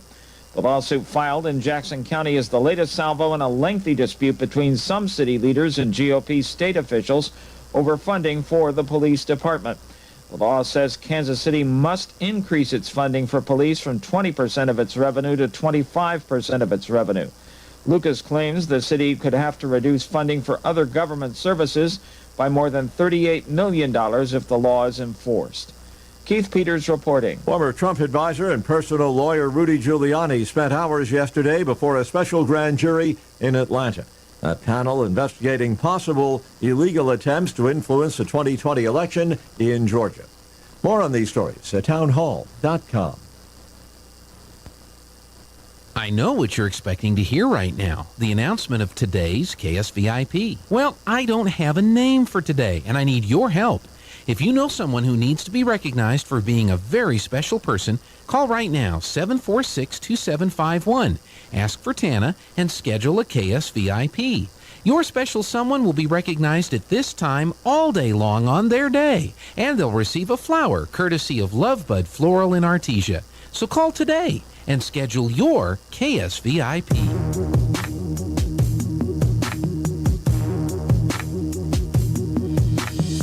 They see me mowing my front lawn. I know they're all thinking I'm so white and nerdy. Think I'm just too white and nerdy. Think I'm just too white and nerdy. Can't you see I'm white and nerdy? Look at me, I'm white and nerdy. I wanna roll with the gangsters, but so far they all think I'm too white and nerdy. Think I'm just too white and nerdy. Think I'm just too white and nerdy. I'm just too white and nerdy. Really, really white and nerdy. My class there at MIT. Got skills, I'm a champion of D&D. MC Escher, that's my favorite MC. I love new technology. I was mentioned earlier that I had a Palm Pilot. Oh, wow, yeah. You remember those? Until it burned up. Yeah. And then now all of that stuff is on your cell phone. And I really like it. Somebody will leave me a message, a voicemail, and the phone transcribes the voicemail. Oh, yeah. And then so if I tap on the voicemail, there is a transcription. Mine now sends it to the text message, like a text message as well. But it's so funny reading, like if they say my name, like what it puts my name down as. They're like, "Hi, Candace. I've gotten Landis. I've got a whole bunch of." It's really funny. Yeah.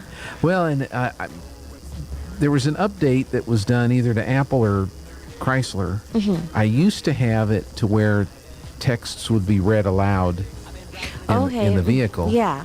And that stopped working, and I'm guessing it's an Apple thing because I know somebody that has an Android phone and it still works on Yeah, theirs. the iOS update. Yeah.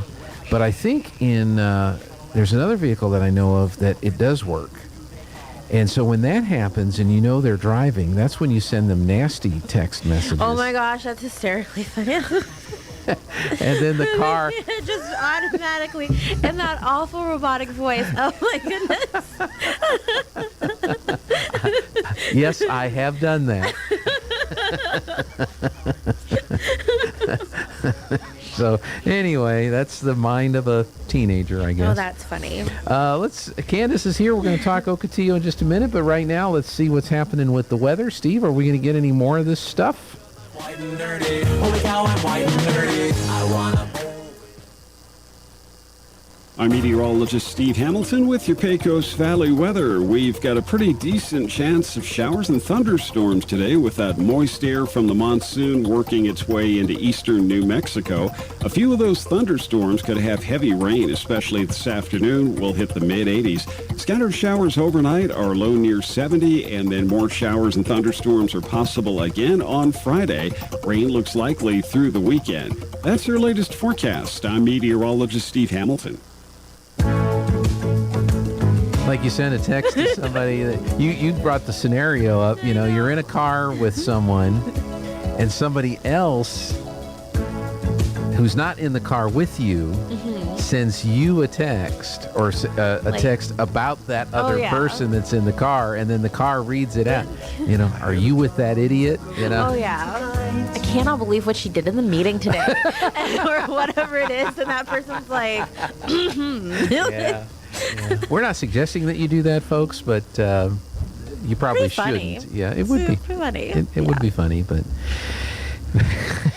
but it's when you get a bunch of embarrassing doctor's appointments or whatever, like just like the things that you wouldn't think about, like just being read over your car speaker. Yep.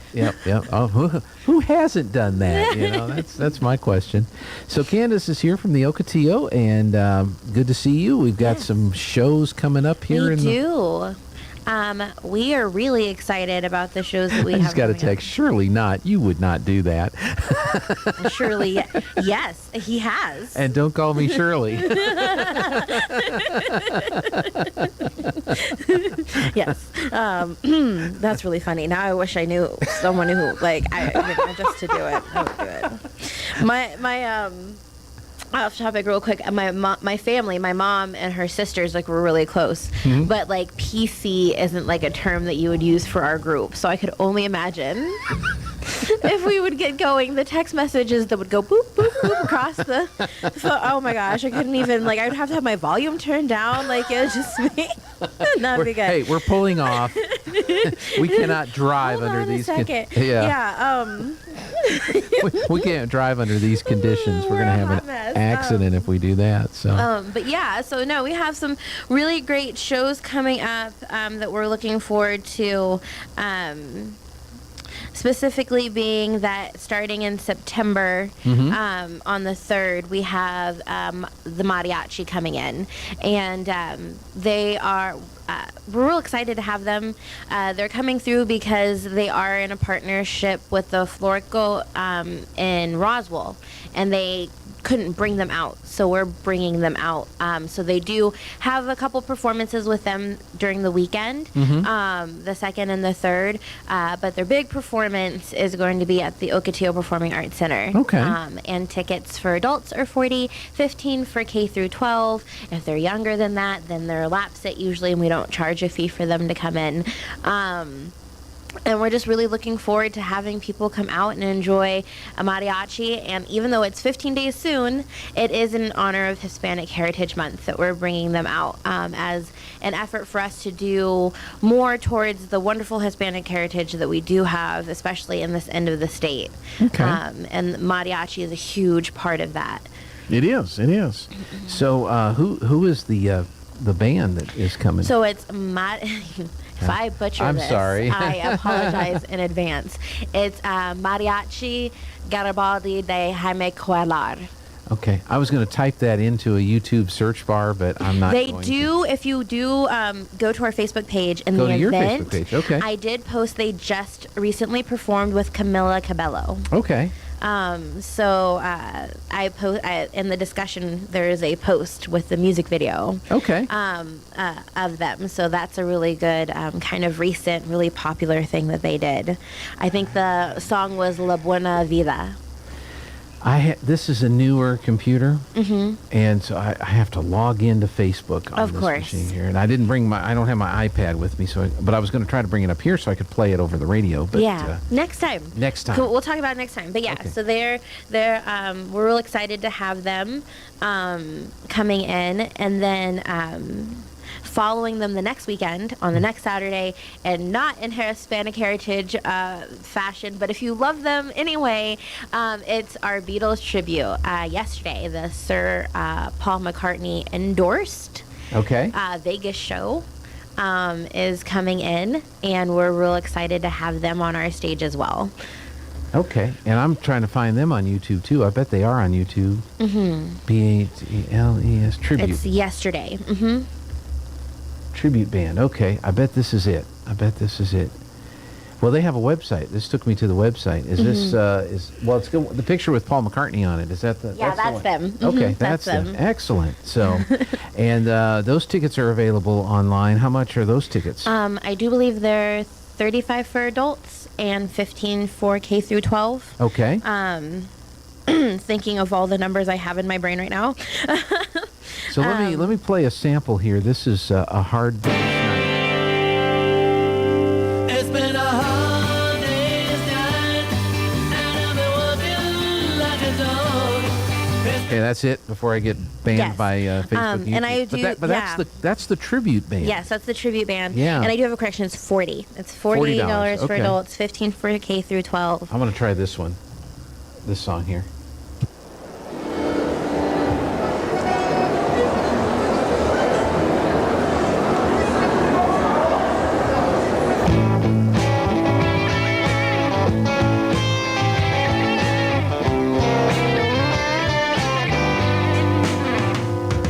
It was 20 years ago today. Soldier Pepper taught the band to play. that's enough of that. It's not that I don't want to listen to Yes. it, but the internet gurus bots are going to hit me. So so that is the band.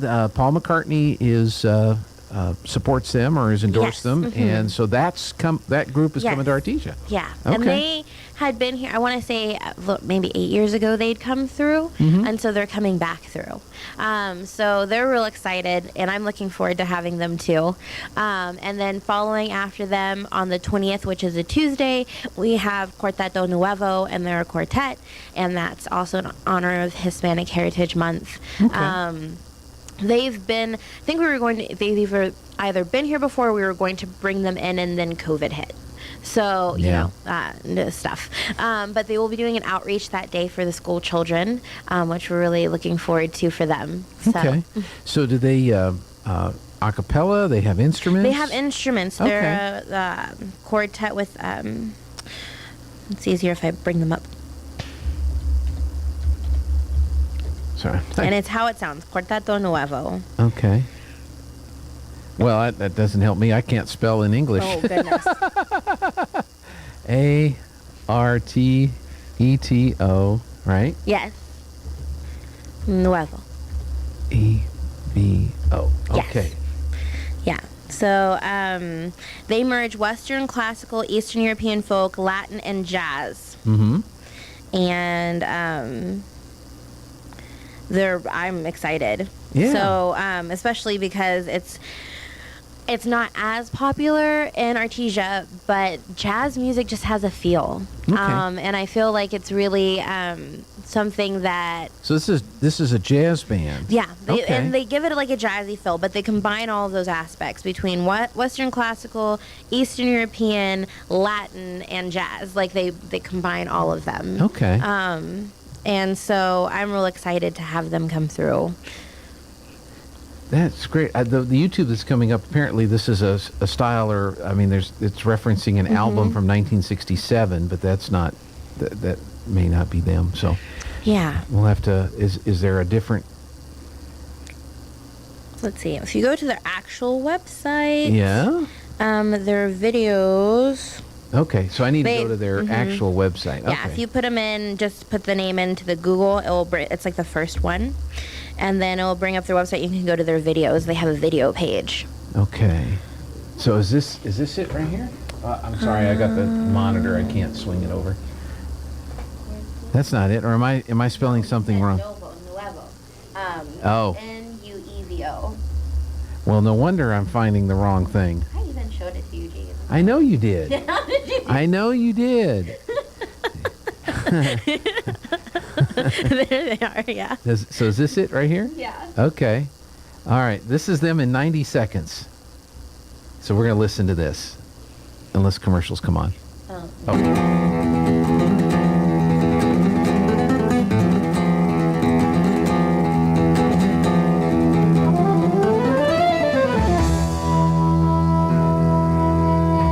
Quarteto Nuevo is what we call a world chamber jazz ensemble. What that means is we take influence from the classical chamber music world, from the jazz world, and all over the world to combine into our own unique sound. You can kind of think of quartetto as a musical melting pot. Unlike most traditional chamber or jazz or world groups, Quarteto Nuevo's members all come from completely different worlds. And it's a difference that we think the audience can really pick up on. It's exciting for us and for the people listening to the music.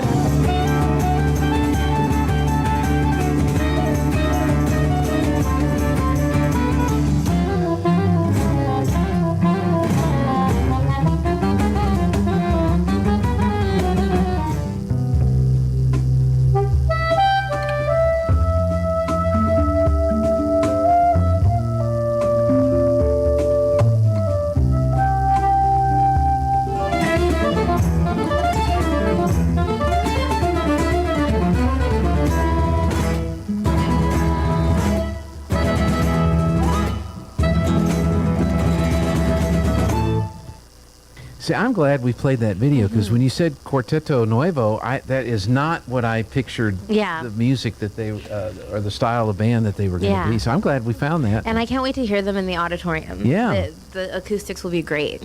So we're really looking forward to having them. So, the school year started. Everyone's getting back to things, but we do have 2 events there on a Saturday, so that's a nice weekend outing, especially if you want to introduce your children to the Beatles. Yeah, that's right.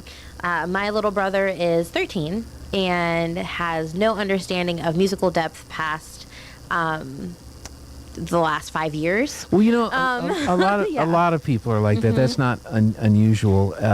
It usually, for me,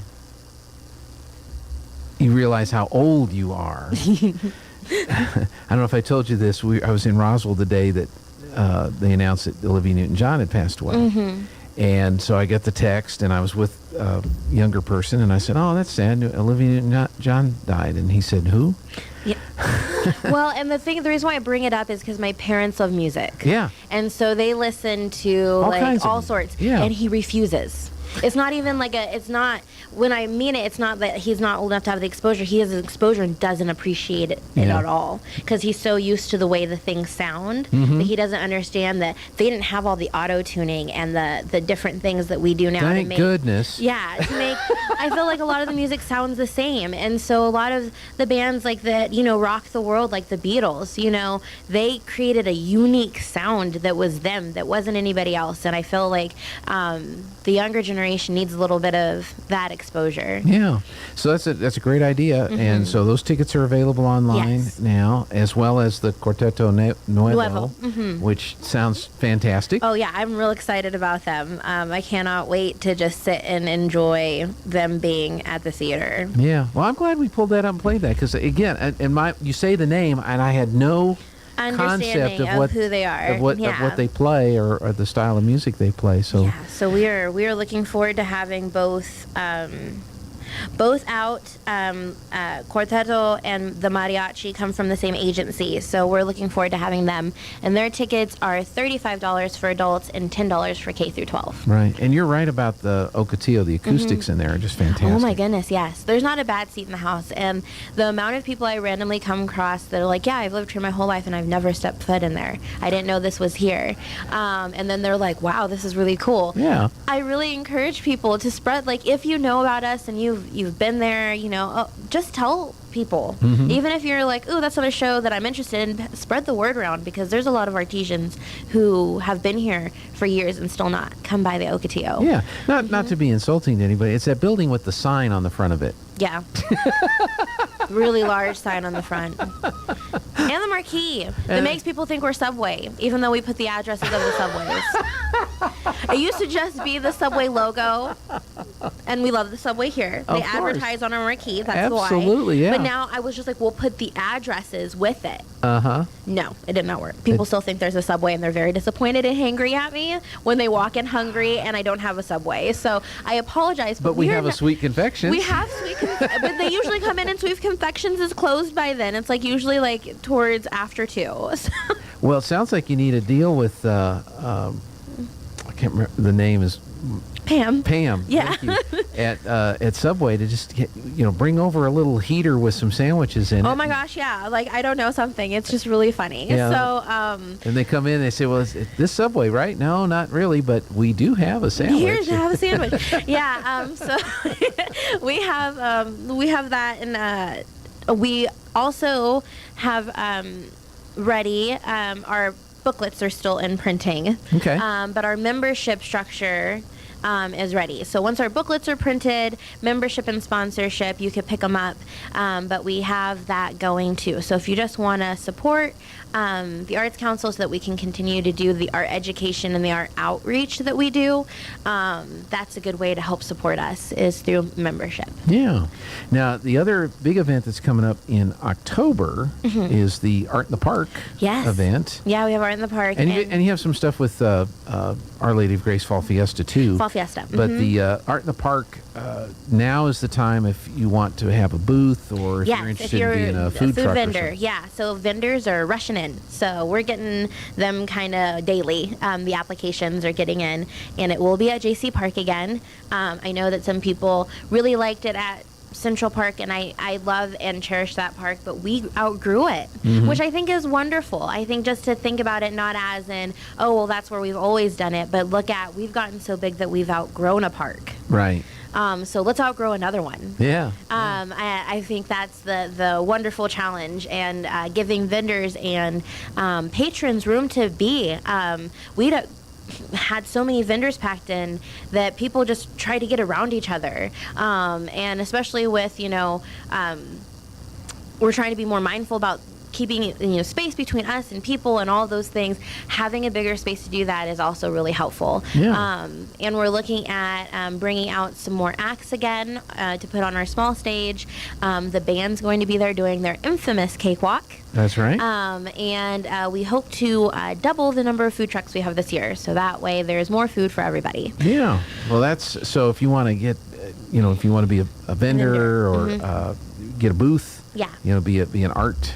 They can go on the website. There's an Okay. event page on Art in the Park, or they can stop by the Ocotillo. We always love seeing people, so they Yeah. can come in or call. Yeah.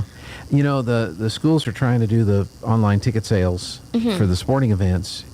You, of course, being at the Ocotillo, Yes. do online ticket sales, Yes. and you've got a diverse clientele that has Mhm. to figure out how to do online ticket sales. It's not that hard to do, is it? No, but if they don't like it, then they call and I do it. You know what I mean? So Yeah. there's the back, and if you're like, I'm just not into this.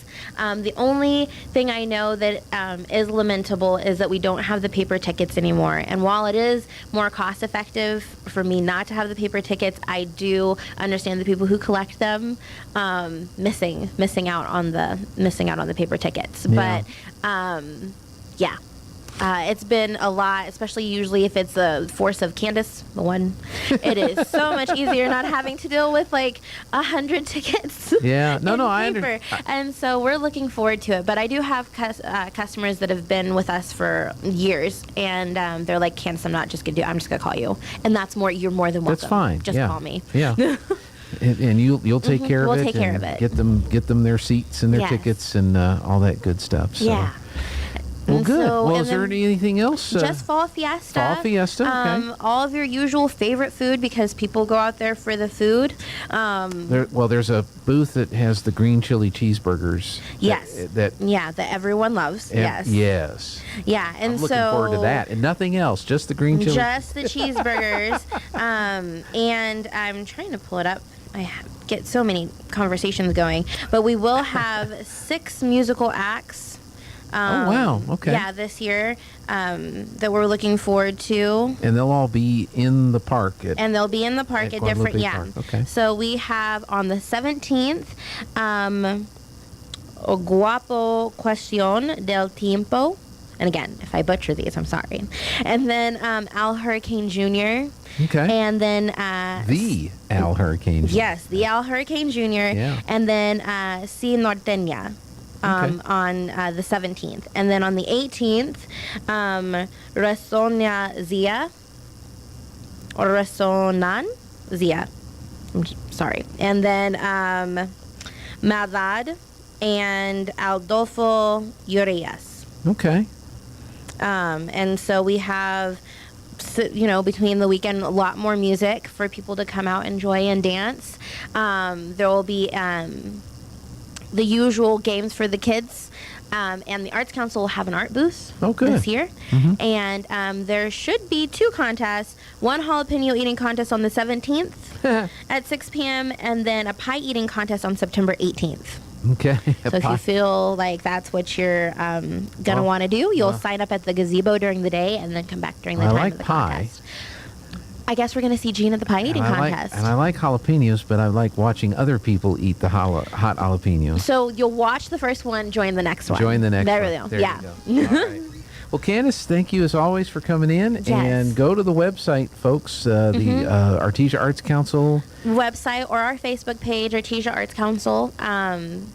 Or you can stop by and see us. If you haven't been in for a while, or you've driven by there and going, so is there really a subway in there? Yeah. Stop by. We'll take you on a tour of the building, too. That's right. Oh, you'd love to do that. Yeah. Great. Thanks a lot. Thank you. All right, we'll see you. We're going to take a quick break and get the Zoom room open up for Aaron so we can tell jokes. When I'm ready for new furniture, I don't want to wait for it. I go to Glenn's Furniture, where everything is ready for immediate delivery. Beautiful power reclining furniture, gorgeous dining room sets and bedroom sets, and the world's most comfortable mattresses. Glenn's has the quality furniture I'm looking for at the best prices around, in stock and ready to go home. So don't wait around. Hurry to Glenn's Furniture at the corner of Union and Alameda, delivering for free since 1953.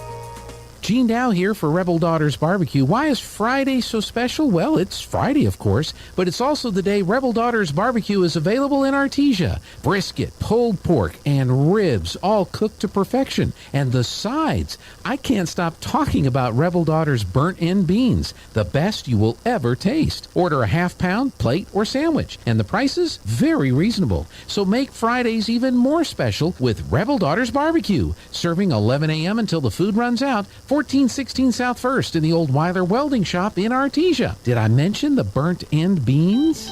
Southeast New Mexico College offers a variety of associate degrees and certificates to help you pursue your educational goals. You'll find high-quality, affordable associate programs like business and nursing. Certificate programs like natural gas compression, welding, and industrial maintenance are offered to serve the common needs. Find your direction at SENMC. Navigate new pathways through higher learning at Southeast New Mexico College. Learn more at senmc.edu.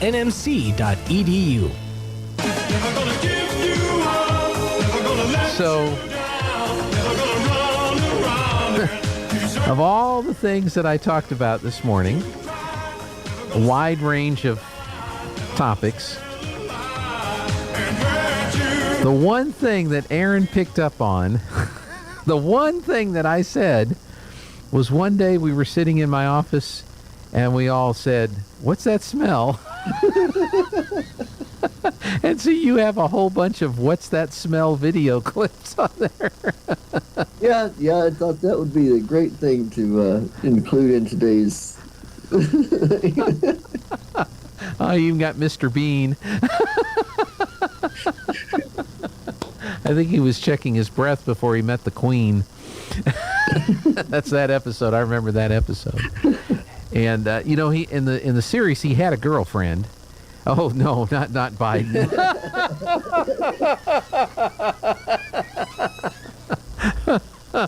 That's terrible. What's that smell? And Biden says, "I'll check."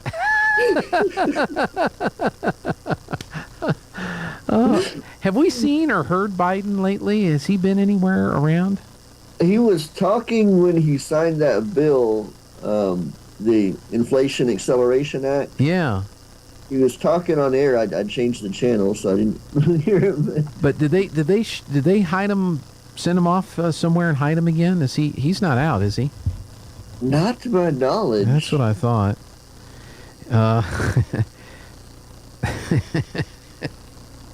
He is such a great topic for the bee that, what did I see that mentioned Biden that I thought was funny? Yeah,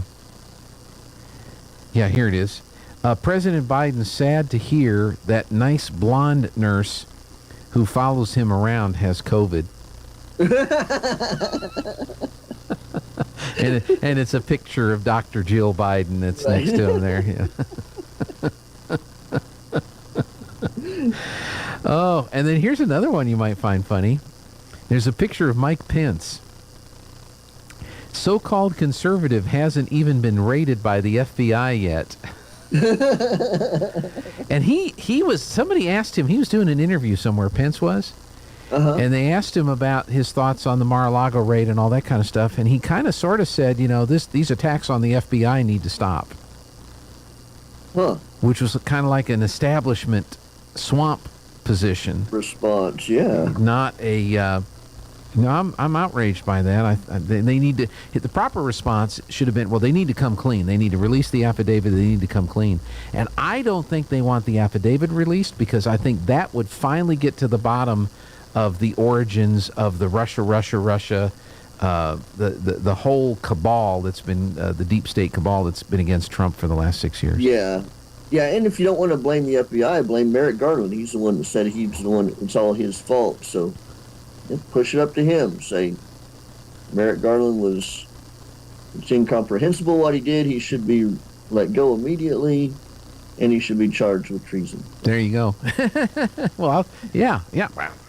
Let him go through a show trial like some other people have had to go through. Trump voter excited to see whether he'll get raided by the FBI or gunned down by the IRS. He's excited to find out whether he'll be raided by the FBI or gunned down by the IRS. The longtime conservative is so ecstatic to show people how right he was about the slippery slope he's been warning everyone about. Yeah, I like that. Kindergarten teacher asks kids what gender they want to be when they grow up. It's a joke, but maybe not. But maybe not. I'm not dead yet, insists Biden as he's loaded onto cart of corpses. They pulled a clip from Monty Python's Holy Grail.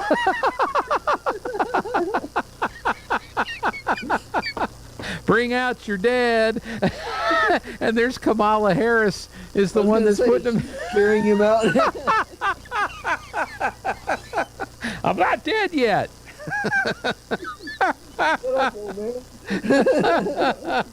I'm not dead yet. I'm happy. I feel happy. Come on, man.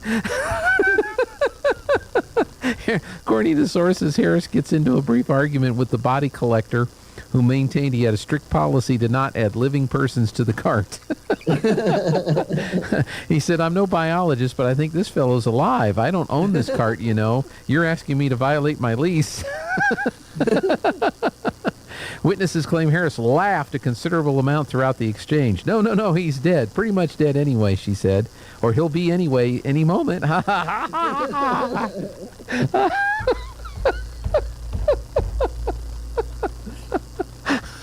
Oh, Monty Python comes back to bite the Bidens. I love it. What do you have for us today? I'm sure you've got a good one or two. Got a couple of one-liners for you. All right. What workplace smells the most? I'm sorry, say that again? What workplace smells the most?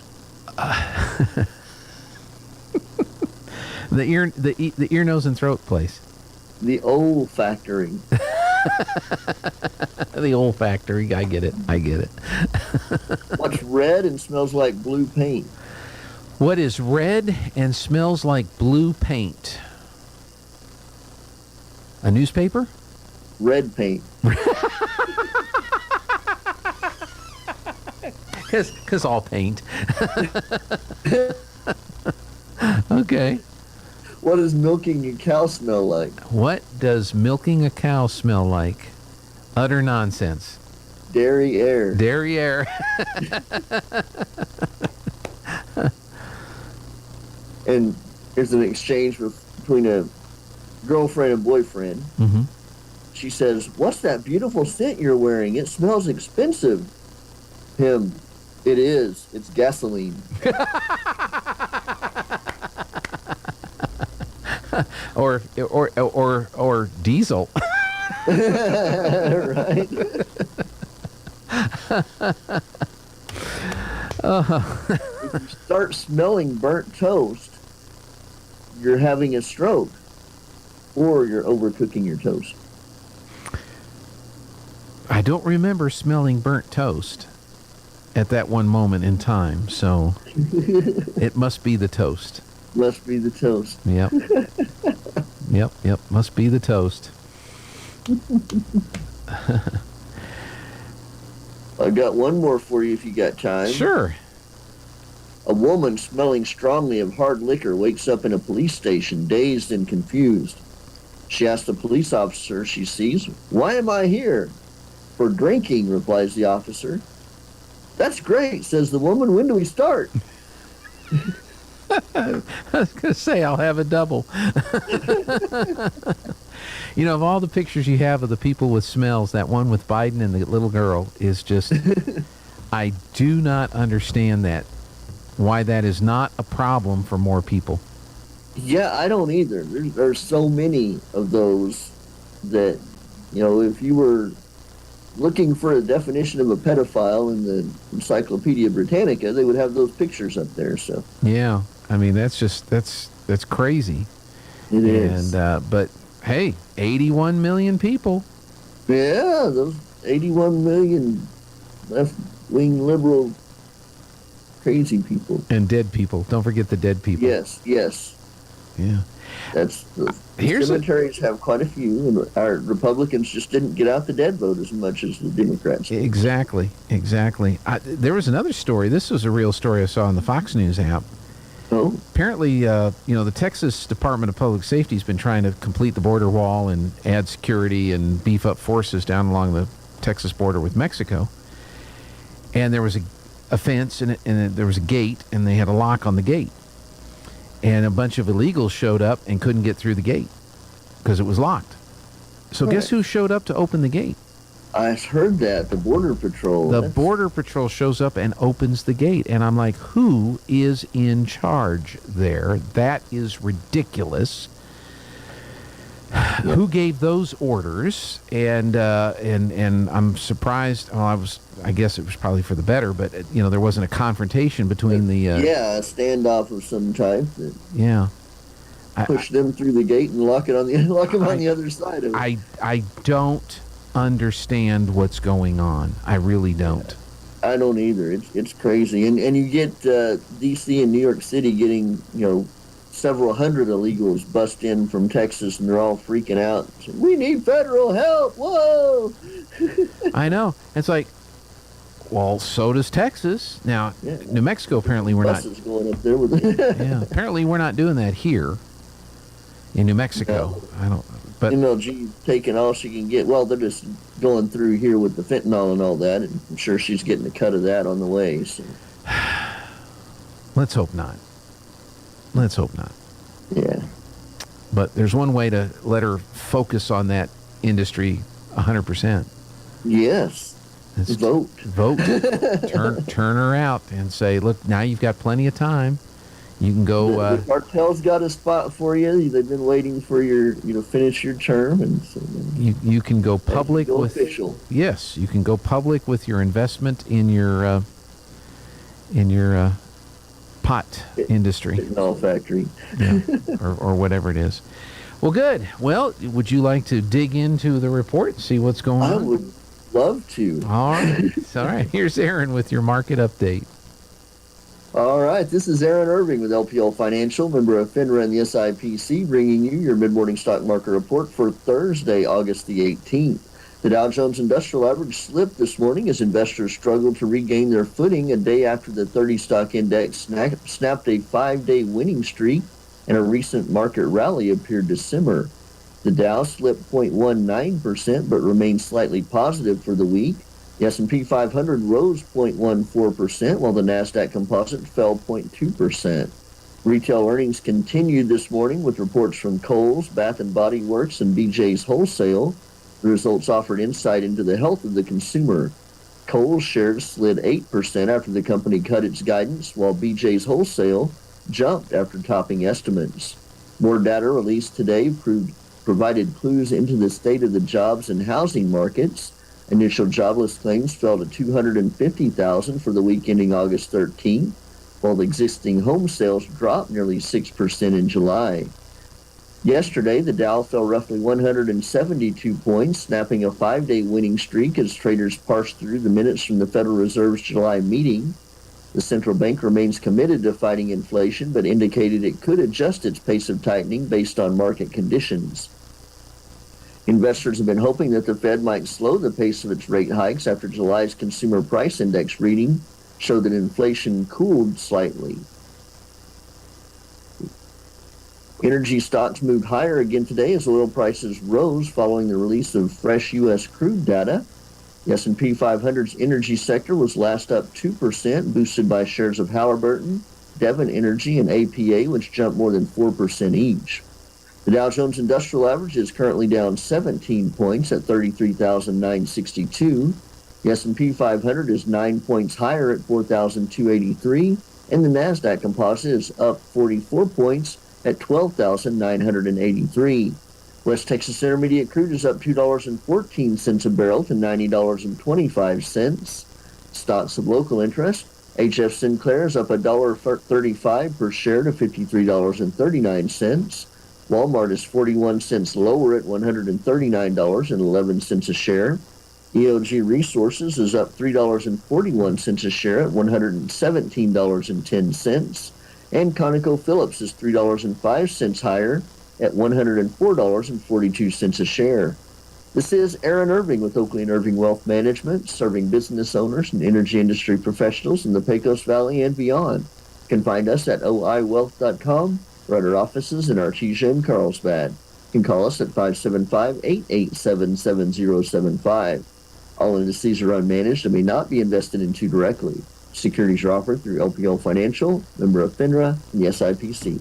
You know, Fox has a story from Bloomberg that after the election in Wyoming, Biden called Liz Cheney.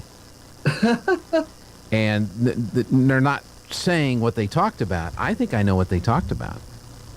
What did they talk about? I think Biden asked her to be Joe Biden's running mate when he runs for re-election in 2024. Oh, interesting. Yeah. We'll have to wait. We'll have to see, but I'm sure there'll be some speculation about that. Yeah. So maybe it's not such a far-fetched idea Cheney thinks she can get to the White House. That's true, maybe. All right. Aaron, have a wonderful day today. All right, you do the same. We're going to take a quick break.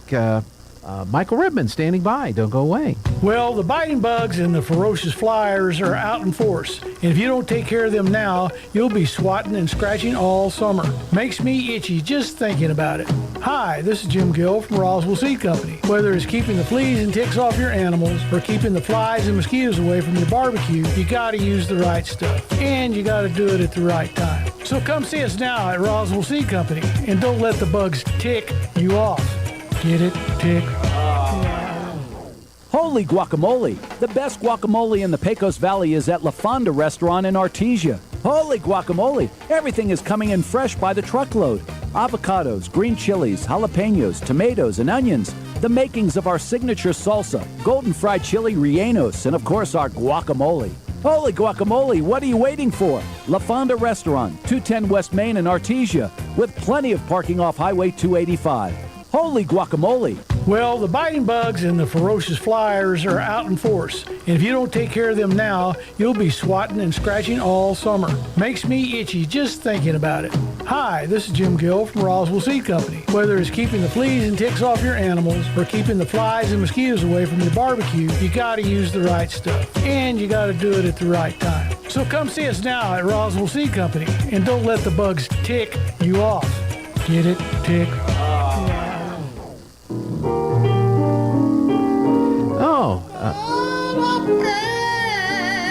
There you go, Michael. You got to hear the singing parrot. And no parrots could sing. Well, I don't think they can, but they mimic the sounds that they hear. And that is a very famous YouTube parrot, Tico and the Man. Tico is the parrot. The man is his owner that plays guitar, and his dad, Tico's owner's dad, plays piano. Anyway, Michael Redmond is here from the Artesia Historical Museum and Art Center, and glad you could be with us today. And one thing I wanted to ask you about, we got talking last week about the founding of Eddy County and the irrigation systems and all the other problems that they had with all that. And there was one other thing about that story that you were telling that we didn't have a chance to mention or whatever. Did you want to go ahead and mention that before we get started with this week? Remind everybody Oh, yeah, I'll just mention it briefly. It's just a little more of that sort of interesting background information, because I mentioned that the people who built Lake Avalon and the other improvements, they weren't very happy employees.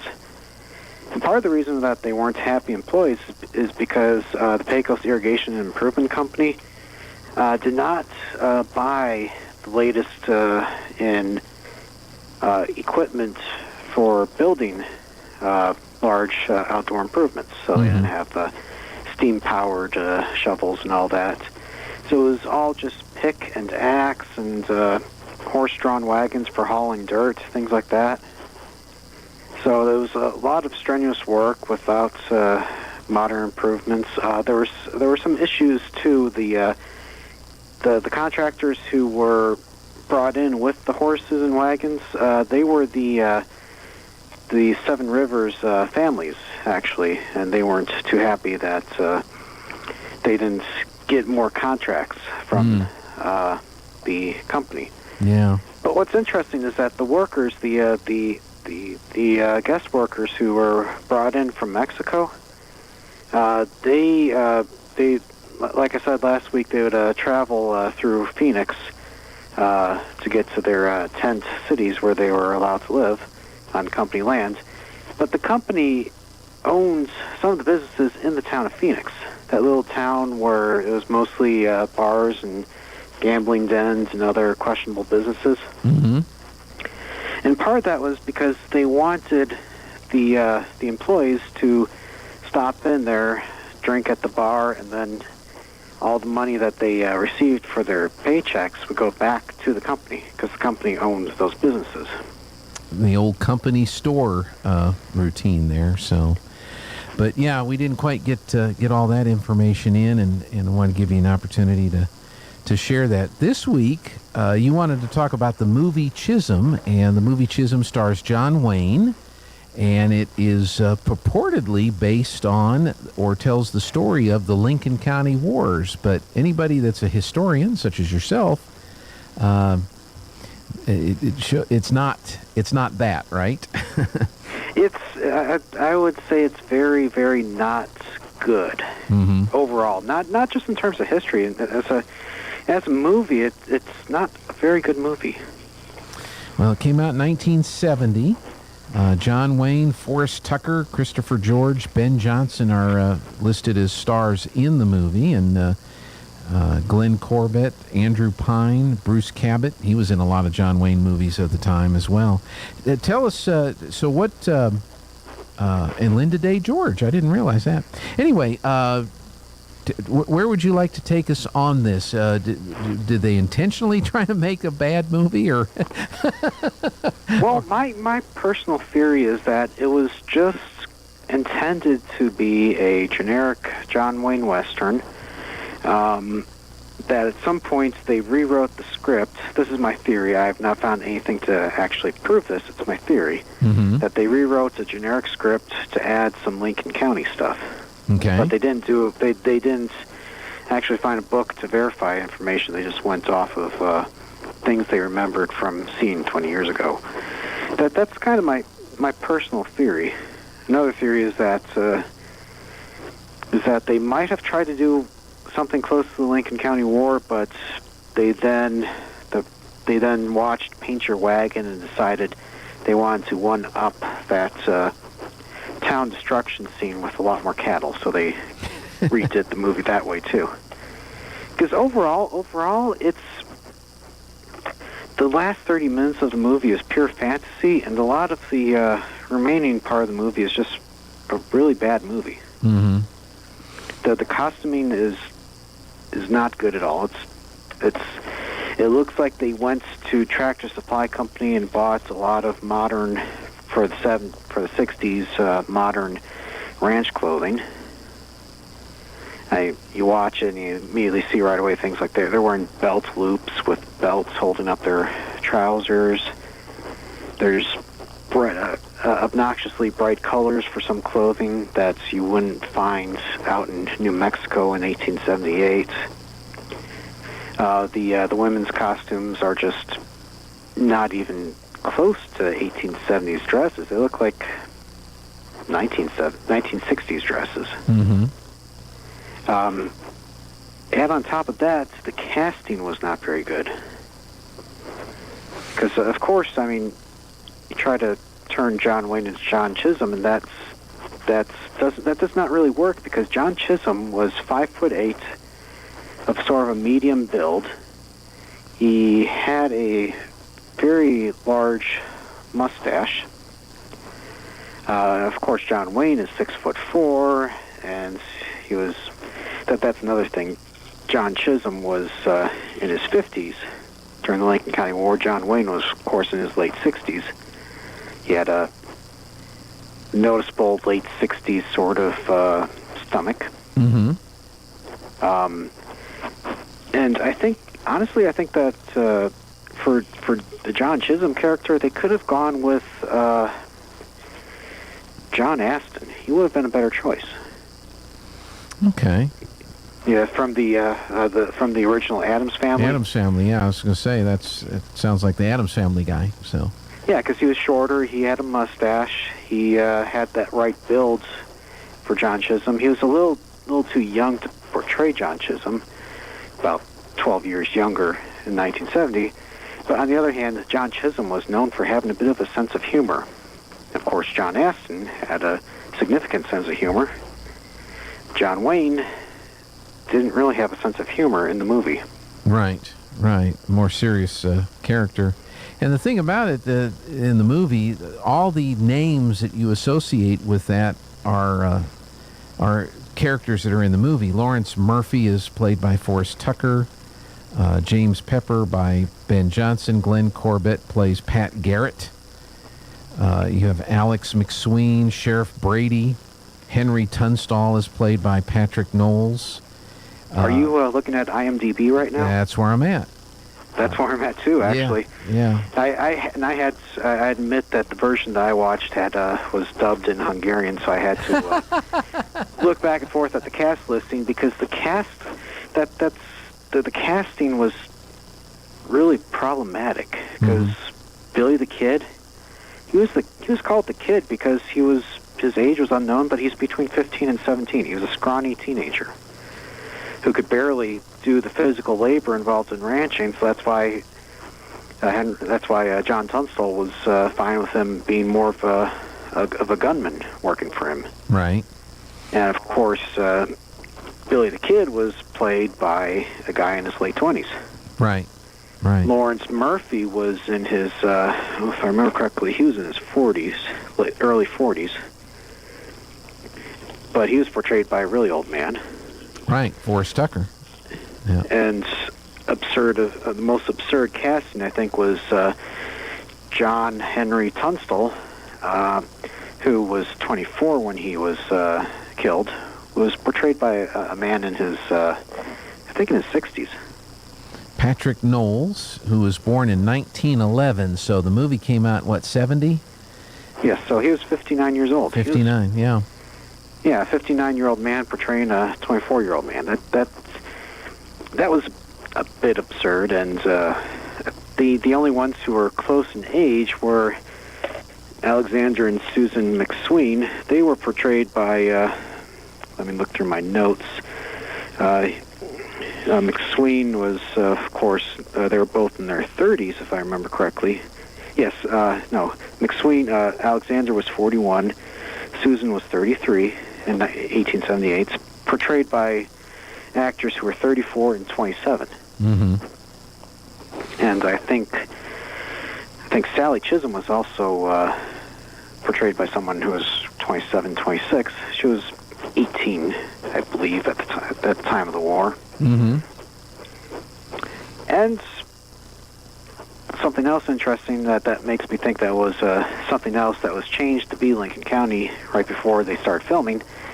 Dan Nodine, James Pepper, Amos Patton, Juan Delgado, they do not exist. In fact, that's one of those bizarre things where they mixed up history. Is that Juan Baptiste Wilson was fired as a justice of the peace before Sheriff Brady was killed. Uh-huh. And that was a scene in the movie where Murphy somehow traveled the hundreds of miles to Santa Fe overnight to talk to the governor to get him to make those changes. Right. So there's a lot of little things like that. Like how is it possible that John Chisholm could travel from his ranch house south of Roswell all the way to the town of Lincoln in just a couple hours, when even on hard riding would take 2 days to get from Roswell to Lincoln. Looks like they filmed the movie in Mexico. And that was quite obvious, too. And the ranch house, the Chisholm Ranch House in the film, is the exact same house used for the movie Big Jake. So, They didn't even make an effort to recreate a different house or create a different house in line with what might have been in Lincoln County at that time frame. So, and they placed in the middle of the valley, too, which if you've driven around Roswell, there's no tall hills. That's right. That's right. Well, you've seen that in movies all the time. I mean, they'll film a movie in California that's supposed to take place in Oklahoma, and there's mountains. And it's like, now, come on. We know there's no mountains in Oklahoma. But we've seen that. But John Wayne was such a huge Western star that I'm sure when they came to him to do the movie, it's all right, we're going to do it, but we're going to do it this way, and in order to get him to be in the movie. But who remains? Let's see. The country of origin, Spanish, filming locations in the J.W. Evans Eves Movie Ranch in Malibu Creek State Park, Rancho Marley, Durango, Mexico. And had a budget at the time of $4 million. So. And what's surprising about that, too, is that it was filmed in Mexico, and yet it was a very Anglo cast. That's right. And which is odd because Lincoln was a very Hispanic town in the 1870s. Mm-hmm. And all the and many of the people involved in the Lincoln County War were Hispanic. And Pat Garrett, who had a strange, well, he wasn't even involved in the war at this point, so I'm not sure why he was there. Right.